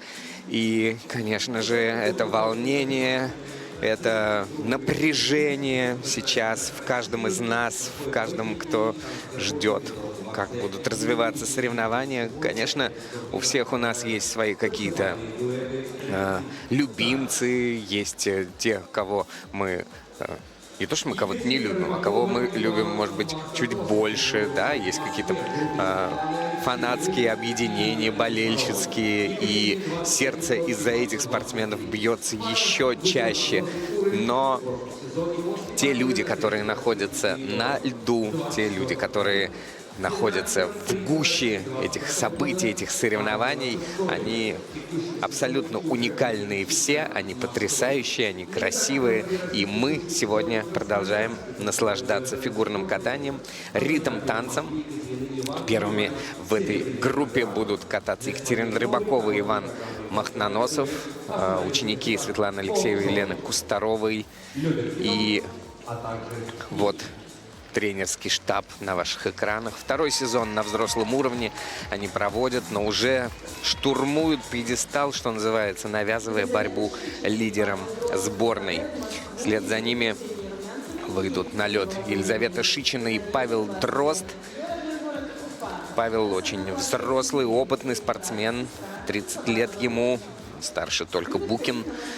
Тренируются у Ксении Румянцевой и Екатерины Волобуевой. Причем у Павла день рождения был 14 декабря, вот только что. Надеемся, что сделает себе подарок какой-нибудь в виде хорошего результата, высокого места на чемпионате России. Почему нет? Для Елизаветы это сезон возвращения после серьезных проблем со здоровьем. Была операция. Павел ее, конечно, поддерживал в этот непростой период. Такие вещи, как ни странно, иногда даже вот больше сплачивают дуэт, что ли, заставляют двигаться вперед, вместе выкарабкиваться. Не дай бог, конечно же, но вот мы помним, как вот справа от нас сидит президент Федерации Антон Сихрулидзе, как он вытаскивал Лену в те времена, и каким единым организмом они были и добились таких выдающихся успехов. Поэтому всем здоровья и всем успехов. А на ваших экранах Екатерина Миронова и Евгений Устенко, питерская пара, тренируется у Елены Соколовой, Кирилла Алешина. Такой прям мощный семейный коллектив. И пара очень интересная. Настолько они дерзкие, вызывающие в ритм-танце, и настолько они хрупкие в этой своей произвольной программе. За ними интересно наблюдать. И, конечно, когда в Омске случилась у них эта победа, она была абсолютно заслуженная, уместная. И это было весомое событие и для них в том числе. Что говорить про Александру Степанову и Ивана Букина? Нужно встать поаплодировать, да, вместе со всеми, все их приветствуют. Я не знаю, существуют вот какие-то волшебные люди, как и ты, в том числе, Максим, которые на льду почему-то чувствуют себя увереннее даже, чем на полу, мне кажется. Как вам это удается, непонятно. Он же скользкий. Вот ты смотришь на Степанова и Букина и обалдеваешь от того, как они стоят на льду. Едут. Несутся, они не стоят, летят. Они скользят, парят и радуют глаз своим катанием. Я, если честно, очень жду опять их выступления, потому что всегда смотреть за такими мастерами своего дела – это особенное удовольствие. Ты как будто бы даже не переживаешь и не волнуешься, когда смотришь на них, а просто смотришь и наслаждаешься, ищешь какие-то моменты, которые тебя могут зацепить, увлечь. То есть эту пару даже разбирать не хочется, их катание разбирать не хочется, потому что действительно классный дуэт. Ну а в завершении группы сегодняшних соревнований в танцах выступят ученики вот этой тренерской группы: Алексей Горшков, Екатерина Рязанова, Анжелика Крылова. Это будут Василиса Кагановская и Максим Некрасов, которых, ну, можно ли, вот ты сегодня брал интервью с утра, да, у танцоров, разговаривал, все-таки есть какое-то мнение, может Василиса и Максим составить конкуренцию Степанову и Букину, или это даже теоретически невозможно? О, Татьяна Анатольевна и Рома Костомаров, наши любимые, дорогие, прекрасные.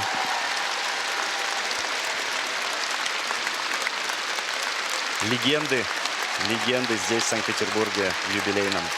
Да, люди вдохновляющие и двигающие вперед эту планету. Екатерина Рыбакова, Иван Махноносов, Москва. Поговорим о раскладах потом. Да, а сейчас ринемся в соревнования. Екатерина Рыбакова и Иван Махноносов для ритм-танца в стиле 90-х выбрали роковую тему, что для них, по признанию самой Екатерины, было очень необычным экспериментом. Но быть оригинальными, нетривиальными, идти на риск — это вот для них как раз и есть обычное дело. Джон Бон Джови играет.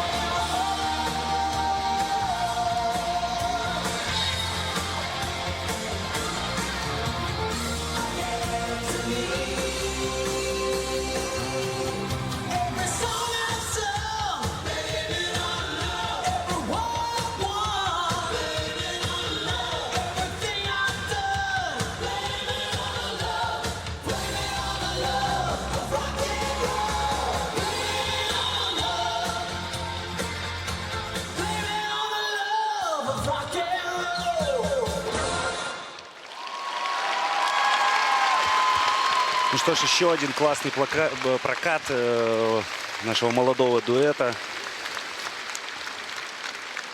И действительно яркая эта программа, яркая музыка Бон Джови. Нетривиальный выбор музыки, потому что действительно роковых композиций сегодня, как мне кажется, еще не было, как мне помнится. И тут ребята, конечно, тоже соригинальничали. Ну и всегда я отмечаю, что вот именно эту тренерскую группу и Светлану, и Лену отличает только то, что их спортсмены очень чисто делают элементы. Технически выше всяких похвал катаются. Да вот если посмотреть Ислам сейчас Алексеев, Елена Кустарова, мама и дочь. Протокол ни одного пересмотра. Да, потому что все предельно ясно. Все предельно ясно, все предельно чисто. И никогда не вызывает вопросов. И еще всегда отличают очень интересные находки акробатические в программах. И вот здесь мы и в концовке, и в хорео дорожке, в танцевальной увидели настоящую акробатику. Очень много интересных элементов, таких рискованных и опасных, и не совсем привычных нам в танцах на льду. В том числе благодаря сотрудничеству с Денисом Ионовым из акробатики. Братья Ионовы работают с 2 тренерскими коллективами у нас в фигурном катании. И благодаря этому, конечно, результат прям виден, очевиден. Посмотрите, здорово как параллельно вошли, да? твизлы, да, сложный вход. И как один человек делают они этот элемент. Конечно же, сразу же мы видим и на экране и уровни, что 4-го уровня оба партнера получают, еще и с хорошей надбавкой.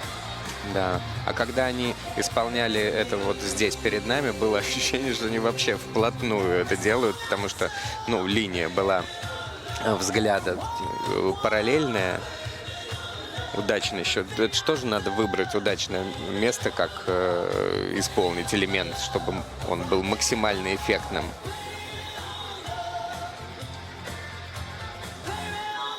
Хороший драйв. Посмотрите, какой кувырок через партнера с опорой на его ботинок. Все это придумано и придумано здорово. Ну и реакция спортсменов. Класс! Что тут скажешь? Чемпионат России. Всем привет. И такой Всем прокат. привет нашим тренерам. Всем спасибо. Всем Все в привет. зеленой зоне, Большое. понятное дело, абсолютно. Егор, Были сегодня какие-то оценки и повыше, но эти оценки очень хороши, в том числе, поэтому их отставание от Щербаковой и Гончарова минимальное. Ну, от Пасечник и Черезана на 3 балла примерно они отстают. Сейчас занимают 3-е место. На лед приглашаются Елизавета Шичина и Павел Дрозд. Вот когда идет речь о музыке, воспоминания о 90-х, это чаще всего романтика. Ну а что еще помнить? Конечно, первую дискотеку, клипы по телевизору, шуршание радио. Первое окно в западную жизнь, которое дало надежду, засосало, сладко обмануло, но привкус-то остался. Елизавета Шичина и Павел Дрозд под пение «Ля Буш» и «Аква» в ритм-танце. I could wait night and day, be the sky blue or gray, in my heart night and day, for your love to stay. Obsession. I could wait night and day, sign your name when I pray, in my heart night and day, till you come my way. I could wait night and day, be the sky blue or gray, in my heart night and day, for your love to stay. I could wait night and day, sign your name when I pray, in my heart night and day, till you come my way. I could wait night and day, be the sky blue or gray, in my heart night and day, for your love to stay. Obsession.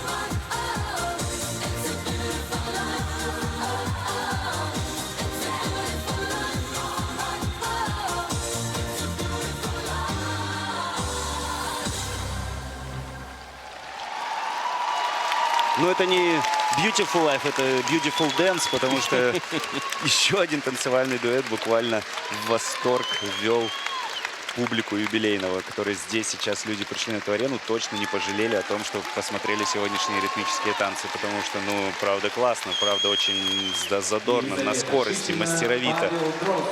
Ох, бедные наши судьи, как же им тяжело вот это выставлять, высчитывать. Да ничего, не ставят кнопку, нажимают. Не Плюс, сложно, минус, думаешь? плюс-минус. Мне кажется, все равно сложно. И Думаешь? ответственно. Ответственно, это правда. И меня поразило то, какую сумасшедшую скорость они набрали перед поддержкой. Они вот так вот мимо нас проезжали, прям, ну, как конькобежцы буквально.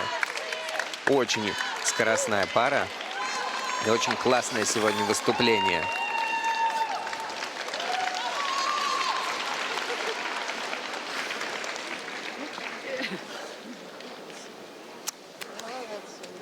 Дорогие тренеры встречают объятиями и поцелуями за такой танец. Очень эта пара отличается вот еще какими-то ростовыми параметрами. Такие они прямо высокие, изящные.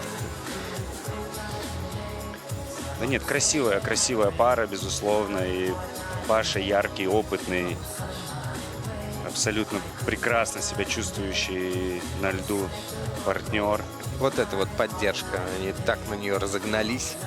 Поддержка на самом деле такая из парного катания. У нас есть такой выход в поддержку верхнюю. И вот здесь он на середине как бы остановил партнершу, потому что в танцах нельзя на вытянутую руку поднимать над головой. И ловко придумали, позаимствовали из парного катания. Банан она у нас называется.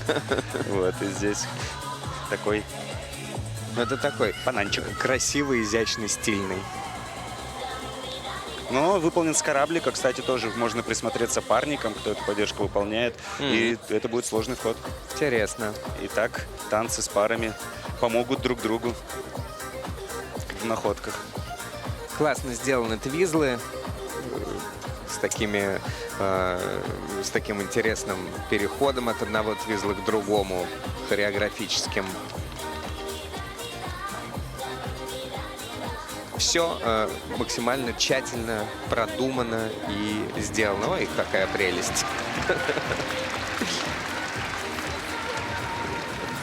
За хореоритм-дорожку заключительную получает 4,5 балла.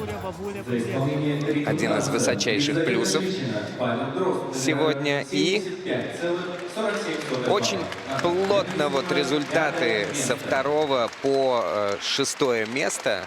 Да, и сейчас Елизавета Шичина, Павел Дрозд на 5-м месте, но разница с результатом Леонтьевой, Горелкиным, Рыбаковым, Махноносовым, Щербаков, Гончаров практически небольшая, очень маленькая. Так что пусть вас не смущает 5-е место, надо считать баллы.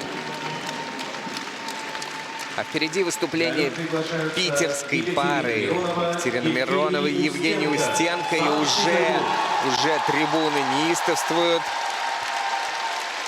Триумфаторы Гран-при Омска в ритм-танце катаются под музыку Хорни 98. Would You?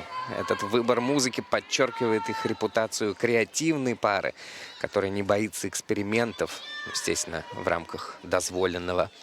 Итак, взорвите родные стены, ребята. I've noticed you around. I find you very attractive.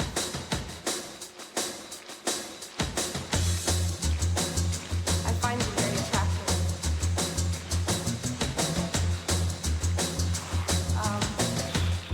Would you go to bed with me?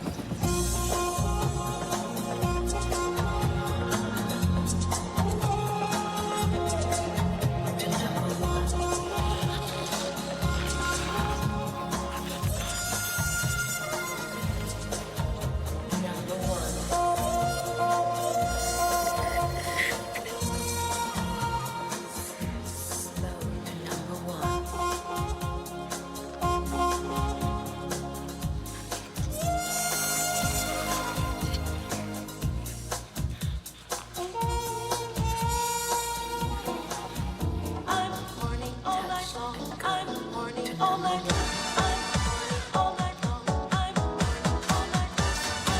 You got me horny in the morning, then you know. I tried to call you, but I can't find your telephone. And I can't wait for you. The things you make me do. My heart is ringing, so I'm singing this song for you. I'm horny, I'm horny, horny, horny tonight. I'm horny, horny, horny tonight. I'm horny, horny, horny tonight.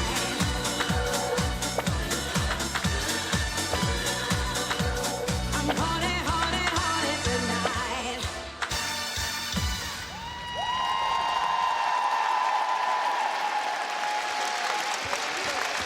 Екатерина Миронова и Евгений Устенко.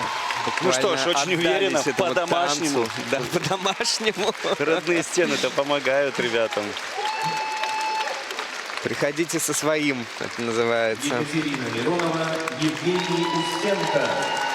Молодцы, поздравляем.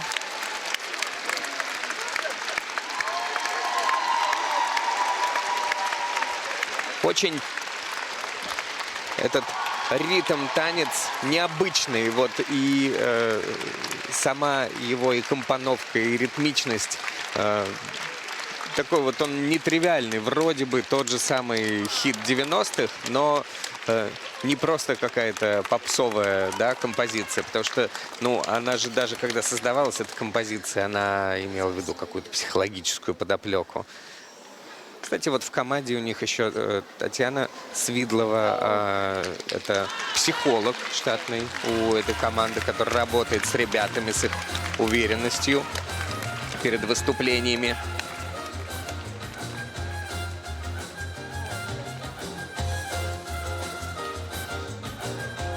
Получают отличные уровни практически на всех элементах. Вот в твизлах оба 4-х уровня.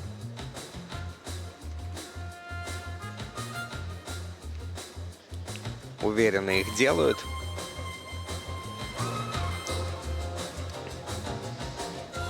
Три секции выдохнула тренер и мать. Вот это, наверное, Елена самое Соколова. сложное. Тут тренер-то очень смотреть сильно и волнуется. страдать. Если ты еще и мама, я себе не представляю. Невероятно. Еще и за своего ребенка переживаешь, не только как за ученика. Поэтому, конечно, может быть, и Лене нужен психолог даже больше, чем ее спортсменам. А может быть, на она с ней и соревнованиях. работает. Мы не знаем, как там это происходит внутри команды. Вообще, в современной жизни, ты же знаешь, психолог нужен всем. Кроме тебя, Максим. А я Кроме сам по тебя. образованию психолог. Поэтому я себе не нужен. Так, супер оценки. Вы видите плюсы и за первую дорожку, где только 2-й уровень был у Екатерины, но тем не менее 3,14 плюс от судей и 4,71 за хореографическую дорожку. Таким образом, они впереди и опережают на менее чем на балл Елизавету Пасечник и Дарио Черезана. А сейчас та самая пара.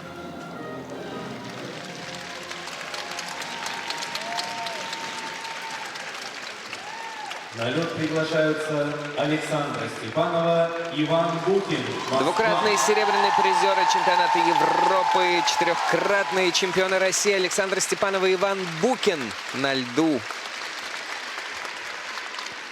Фигуристы мощь, фигуристы стиль, фигуристы надежность. Танцуют вот с запасом. И каждое движение — это амплитуда, зачастую недоступная соперникам.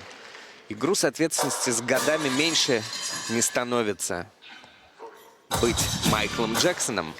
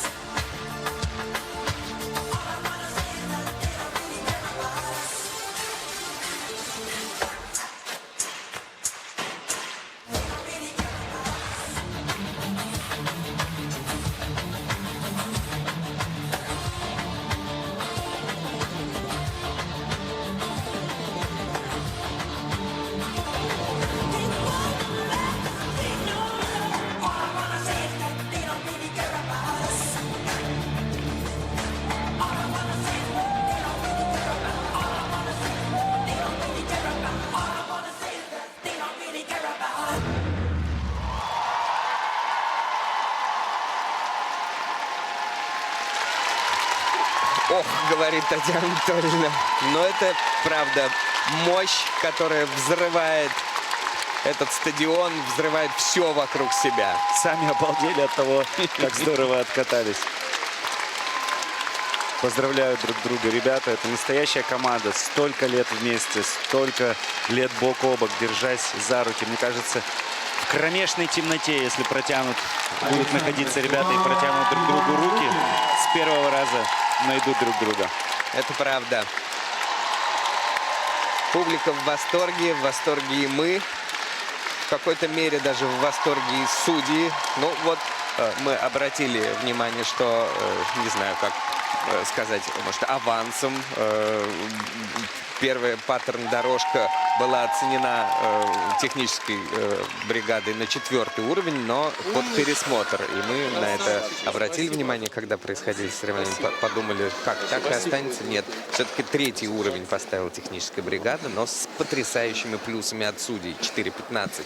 Хочется отметить, что ребята очень профессионально идут по сезону. То есть первый старт скорее так на опыте. выиграли, говорили, что тяжело, еще не совсем готовы, нужно еще поработать. На втором турнире уже более смотрелись выигрышно, как-то более легко. И тоже отмечали, что главное к чемпионату России набрать форму. Молодежь нам наступает на пятки, не дает расслабиться. Надо еще поработать. Еще поработали. Ну и сегодня просто... Но они же чуть позже мне начали кажется, максимум еще. какой-то выдали. Они на контрольных не участвовали по болезни, да, то есть вышли с программы уже только на Гран-при. Но, тем не менее, они начали работать над своими программами раньше всех. Они в прошлом году закончили сезон раньше, да. не стали участвовать в финале Гран-при. И в финале Гран-при не стали участвовать, надеялись на то, что допустят до Олимпийских игр. Но, к сожалению, этого не случилось, и поэтому, в принципе, программы-то у ребят готовы еще были в прошлом сезоне. И, конечно же, большой привет Петру Чернышову передаем, который тоже вложил очень много в ребят. И сегодня у меня на интервью Александр Жулин тоже благодарил и отмечал именно Петра за проделанную работу. Потому что именно он придумал именно такого Майкла Джексона, необычного Майкла Джексона, не с классическими какими-то его движениями, да, а именно танец под музыку Майкла Джексона. Особенный танец под эту музыку. Придумано очень классно. И каждое это движение подчеркивает их сильные стороны. Они такие клевые в этом танце. Смотрят на свои оценки. Слева Петр Дурнев, справа Александр Жулин. И вот они, наши звездочки. 87-45. И, конечно же, они впереди. Вопрос отрыва и вопрос, с каким результатом финишируют Василиса Кагановская и Максим Некрасов, которые сейчас уже готовятся к своему ритм-танцу. Василиса Кагановская, Максим Некрасов, Санкт-Петербург.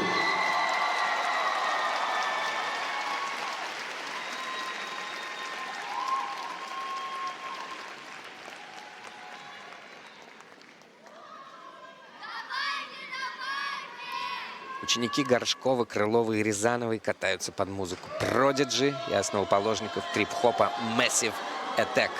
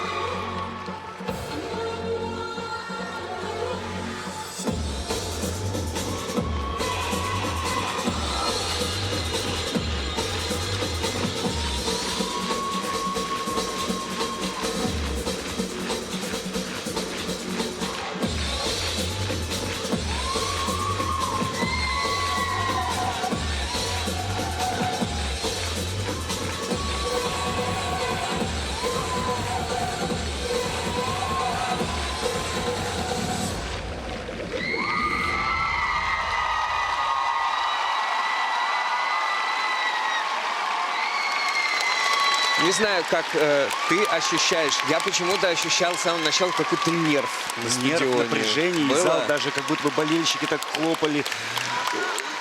Может, как-то вот прямо тяжело. Может, так выложились на Степановой Букине. Да, после таких оценок, как будто бы вот сейчас хлоп, и соревнования закончились, 87 баллов, Степанов Букин там первый, и тут выходят вот в этом колоссальном каком-то напряжении эти ребята и так здорово справляются с своим танцем. О чем это говорит? О том говорит, что ребята готовы к большим победам, готовы конкурировать. Да, может быть, здесь и сейчас больше лоска у Степанова и Букина, больше опыта у Степанова и Букина, больше совместной карьеры у Степанова и Букина. Но эти ребята абсолютное открытие не просто прошлого сезона, а этого сезона, потому что в этом сезоне они прямо не останавливаются, прогрессируют. Все лучше и лучше делают свои элементы, делают работу над ошибками. Молодцы. Счастливая сегодня абсолютно Анжелика Крылова. И в этом тренерском коллективе... Вот все четко говорят тренеры.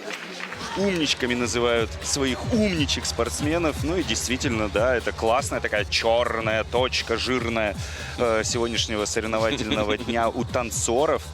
Впереди у нас еще соревнования пар, но об этом позже. Сейчас наслаждаемся твизлами на 4-й уровень, параллельными. Прям перед нами ребята их делали и не выходили из образа даже во время вращения. То есть все было четко, следили друг за другом.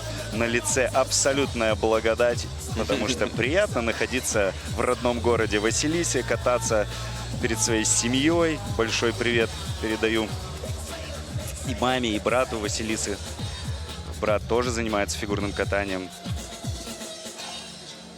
Настоящая.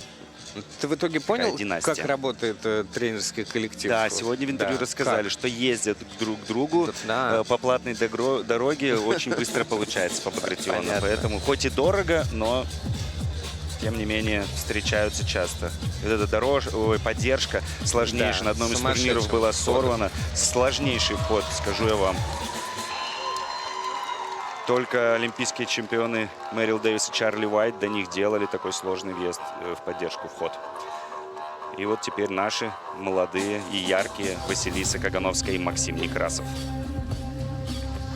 Такая поддержка, конечно, достойна 4-го уровня. То есть не то, что достойна, она сделана на 4-й уровень. Но вот я обращаю внимание на оценки за вот эту, например, поддержку. Не такие уж они высокие, меньше 2 баллов. Я думал, ну то есть как будто недостаточно шикарно, что ли, ее сделали, получается. Что, судьи так немножко поскупились, да, на нее, мне кажется. Но зато за заключительную хореографическую дорожку судьи 6 баллов поставили. Это очень высокая оценка. И они набирают по технике на 1,5 балла меньше, чем Степанова Букин. По компонентам на балл с лишним меньше, чем Степанова Букин. И уступают им почти 3 балла.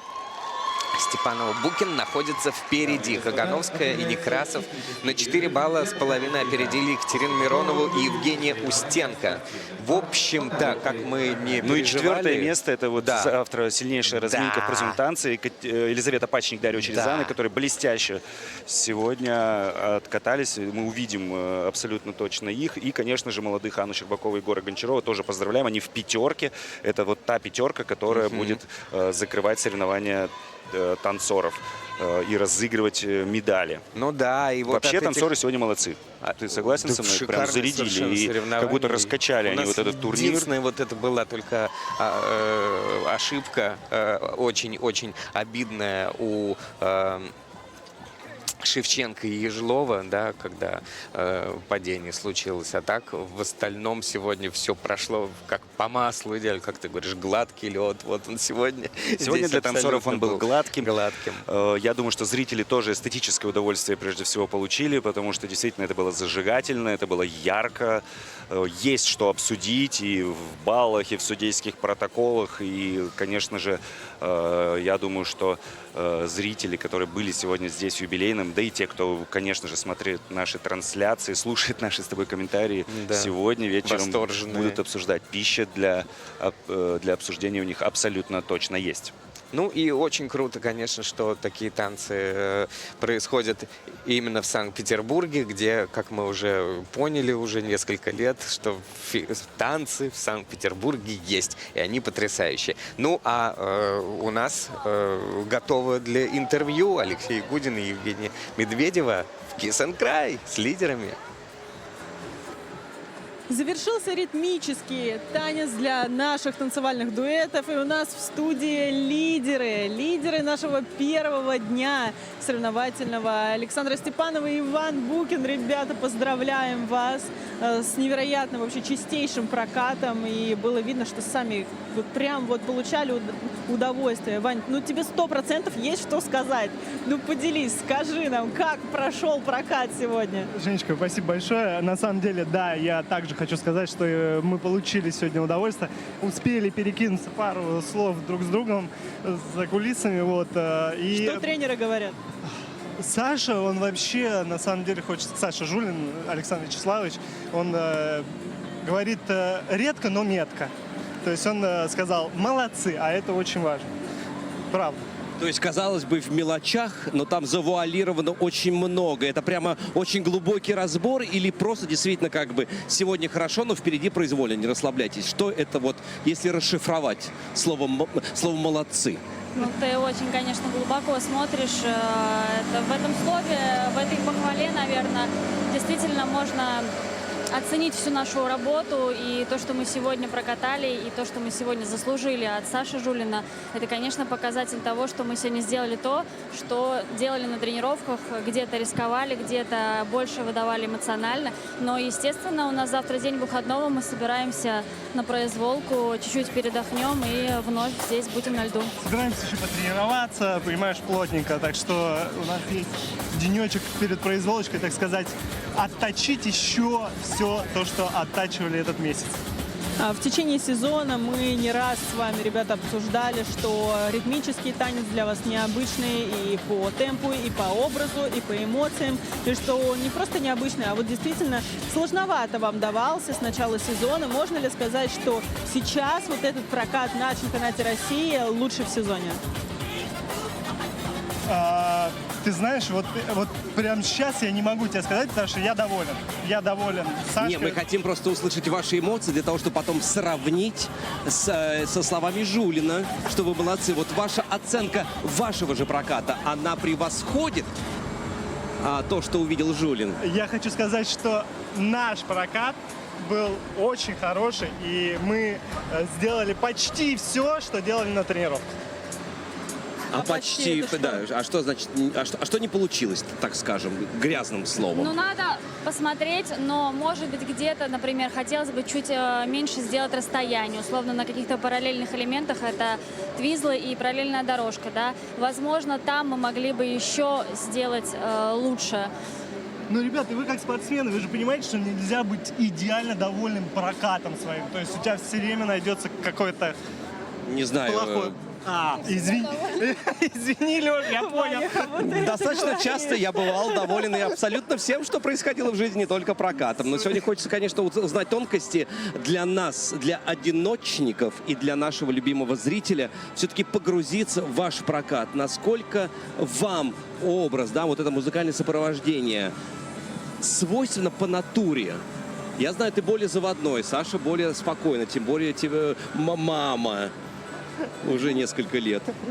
Да, на самом деле ты прав. Ванька действительно более энергичный, более такой взбалмошный, взрывной. Я поспокойнее буду, но на самом деле, вот отвечая на вопрос Жени про то, что она сказала, что в начале сезона, условно, нам давался этот короткий танец действительно нелегко физически, потому что мы, как бы, когда брали эту музыку и когда особенно ставили с Петром Чернышовым этот танец, мы думали, боже, как же мы это будем вкатывать, потому что столько там рук, столько акцентов, именно в каждый момент мы должны попасть, но сегодня я могу сказать так, что выдохнула я, наверное, только в самой последней позе, то есть это было очень классно, что мы смогли не думать о том, что, ой, что-то я устала. Ну, то есть вот такие вот какие-то нюансы, которые тебя могут там расстроить или, ну, там, по прокату я имею в виду. И сегодня был классный прокат тем, что он держался, мы его держали до самого конца, до самой завершающей его точки. А как часто возвращаетесь к работе над этим ритмическим танцем именно с Петром Чернышовым? Насколько часто он присутствует на ваших тренировках, на прокатах? Он к нам приходил, после стартов приходил, мы даже успевали что-то менять, что-то корректировать, потому что он, конечно, тоже смотрит нас где-то в записях и понимает, что, ну, вот здесь, наверное, он бы там что-то поменял, да, что-то переставил. И сейчас мы тоже немножечко видоизменили какие-то нюансы. Может быть, больше изменений все-таки произошло после первого этапа Гран-при, но сейчас тоже есть какие-то моменты, нюансы, где мы добавили, прибавили каких-то, может быть, рук, ну, таких мелких-мелких совсем нюансов, чтобы не проседала вообще нигде эта программа. Мы просто, наверное, больше работали и уделяли внимание сейчас энергии и вот этому физическому состоянию, когда ты доезжаешь до конца. И много работали с нашим хореографом Сергеем Георгиевичем. Так что, наверное, вот сейчас упор был не на какое-то, знаешь, изменение каких-то там упрощений или усложнения именно шагов или хореографических связок, а больше эмоциональной погруженности. И, конечно, мне кажется, что в этот раз мы, конечно, получше справились. Ну, по крайней мере, Сергей Георгиевич похвалил. Может, он соврал. Ну да, было очень приятно и от Петра Дурнева, нашего тоже тренера, услышать по поводу технической какой-то составляющей, да, что мы и в технике тоже достаточно были в контроле. Это тоже очень важно. Естественно, это очень важно, потому что техника это очень дорого стоит. Поэтому здорово, что получилось сегодня справиться, наверное, и с технической задачей, и с эмоциональной, и со скоростью. Вот сейчас как раз рассказывала, что чуть ли там борт, мне кажется, чуть не снесли. Было пару моментов, реально, да? Ну, реально как-то вот мы разогнались, не знаю, и было здорово, нам понравилось, и огромное спасибо хочется, конечно, сказать публике. Невероятная была поддержка, аплодисменты в такт музыки, это просто, не знаю, мне кажется, мы в какой-то момент действительно не слышали музыку, потому что зрители настолько аплодировали. А это помогало Спасибо. или все-таки сбивало? Да, это заряжает просто нереально. Потому что ты прекрасно понимаешь, что зритель — это такой искренний судья, который, ну, как бы никогда не будет это делать просто так. То есть мы обменивались энергией, они нам давали невероятную силу. Спасибо им огромное. Скажите, уже вот стаж совместных выступлений, да, 17 лет. Соответственно, 17 оригинальных танцев, абсолютно разных, 20 лет. В этом году. В этом году 20. Поздравляем с юбилеем. Боже мой, 20 лет. Ну, в феврале. Неважно. Вы приближаетесь к этой исторической отметке. Скажите, огромное количество всевозможных ритм-танцев.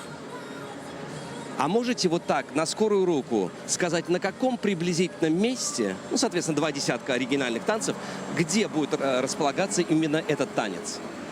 Исходя из эмоциональной составляющей, желаний взять такую легендарную музыку и так далее. Но по желанию точно, мне кажется, первое место. У Вани. Для меня, да, он тройка, он в лидирующей тройке точно, потому что я все 20 лет, я ел мозги всем, я говорю, я хочу Майкла Джексона, я хочу. И вот если вот как бы год назад 2 года назад не поставили, то сейчас все-таки дошли до этого. И я очень рад. Но в тройку точно. Для тебя, Саша?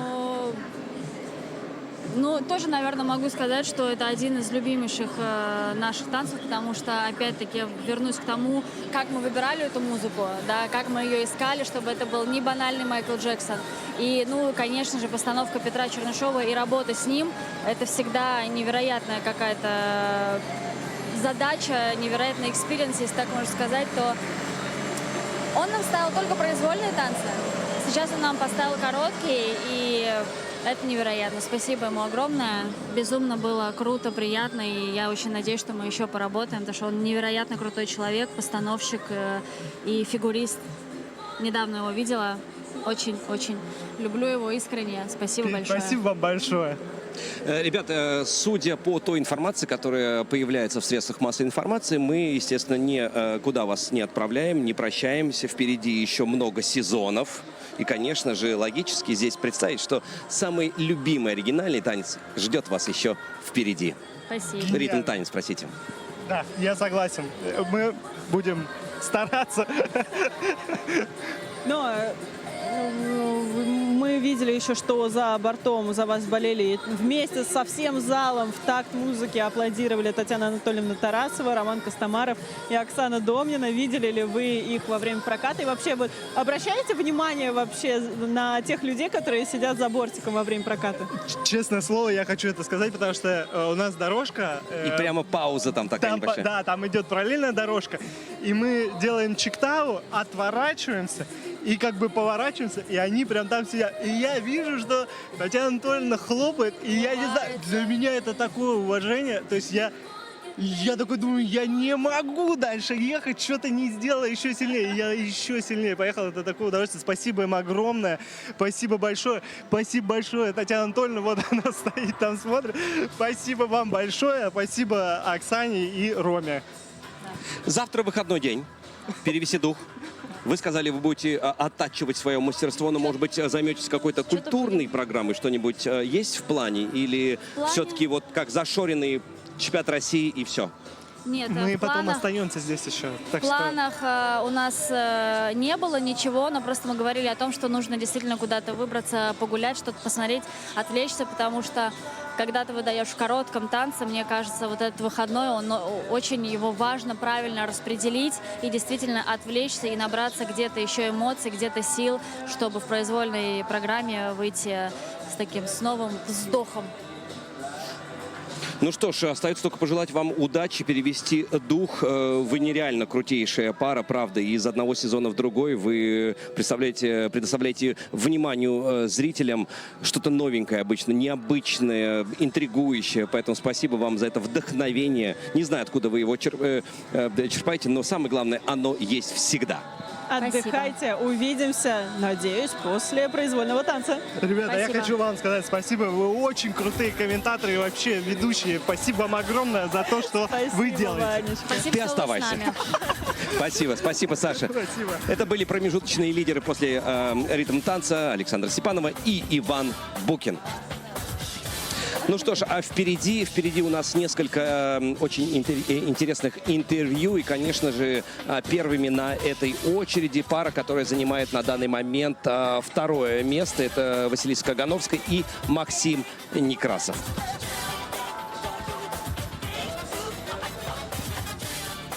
Ребят, спасибо вам большое за очень достойный прокат. Я вас поздравляю с началом второго для вас в карьере совместного чемпионата России. Вопрос такой, а чем это отличается от дебюта? С одной стороны, второй раз уже должно быть менее волнительно, а с другой стороны, может быть более волнительно, потому что скидку на дебют уже никто, ни болельщик требовательный, ни судьи не дадут. Как вы это пережили? Ну, однако тоже верно, что уже второй чемпионат, и тут надо уже чуть больше показать, чем в прошлом году. Но я думаю, мы показали больше, чем в прошлом году. В прошлом году был небольшой косячок, в этом году у нас вышел чистый, хороший прокат рабочий. У вас, в принципе, очень сложный и очень крутой ритм-танец. Судя по вашим же рассказам в интервью, он ставился из-за музыки в смятениях, в дискуссиях.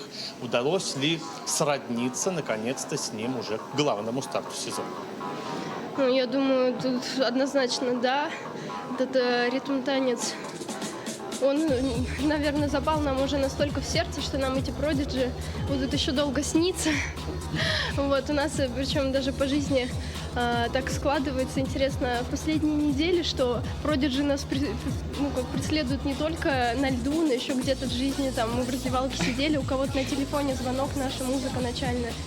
Поэтому... Причем мы в этот день тоже катали короткие. То есть так, как на соревнованиях с 5-минуткой, посидели, и мы сидим, и просто молодой человек сидит, и у него просто на звонке музыка играет, Prodigy в нашей первой части. И мы такие, опа. Да, поэтому музыка нам, на самом деле, хоть противником в первую очередь была я, мне она очень сильно нравится. Но особенно вторую часть, потому что ее я выбирала, конечно же, как же без этого. Вот, а так мы считаем, что программа действительно вышла очень классная по постановке, и мы рады, что сегодня удалось ее хорошо показать. Вот. Теперь у вас день паузы перед произвольным танцем. Как правильно настраиваться, как правильно восстановиться, но при этом сохранив и энергию, и задор? Ну, я каталась с паузой в один день только один раз в своей жизни. Это было на первенстве России юниорской. Довольно-таки много времени назад. году, в 21-м, наверное, поэтому, если честно, я уже забыла немножечко вот эти вот ощущения, но точно помню, что это, конечно, тяжелее, чем когда катаешь 2 дня подряд, из-за того, что еще плюс день добавляется, где тебе нужно держать такое напряжение, держать себя в правильном настрое. Вот. Но надеемся, что все пройдет хорошо, и мы сможем правильно пережить следующий день и подготовиться. Все надо будет делать равномерно. И отдохнуть, поработать, еще чуть отдохнуть, там уже лечь спать и прийти с утра сюда. Назовем это правильным балансом. Вот его я вам и желаю. Спокойствия и чистого проката. Спасибо. Ну что ж, только сейчас закончилось интервью с той парой, которая на данный момент занимает второе промежуточное место. Василиса Кагановская и Максим Некрасов рассказали о том, через какие эмоциональные порой барьеры стоит проходить для того, чтобы действительно показать тот результат, на который они рассчитывают. Но у нас есть еще одна пара, которая на данный момент пока находится на 3-й строчке. Екатерина Миронова и Евгений Устенко. Смотрим. Ребят, вы пока попробуйте отдышаться, а я вас буду хвалить, потому что какой же у вас зажигательный ритм-танец. Он и со сменами настроений. Вы в нем абсолютно органичны. Я, честно говоря, смотрел, пританцовывал тут, пока никто не видит. Получилось ли у вас эмоционально вовлечься в него сегодня на 100%? Мне кажется, что да. Оценки об этом сказали, что вторая оценка была хорошая. Значит, у нас получилось. Да. Но в Да. целом были друг с другом Да. от начала и до конца. Пролетело все за секунду, и это такой гарант того, что мы были в танце. Для меня зал вообще исчез. Была партнерша моя дорогая Екатерина, был я сам, Евгений, и линейка судей была. А уже в самом конце я увидел, что ух ты, оказывается, зал еще есть. Прикольно. А я как раз хотел спросить, дал ли родной Санкт-Петербургский юбилейный вам сила? Вы абстрагировались от этого?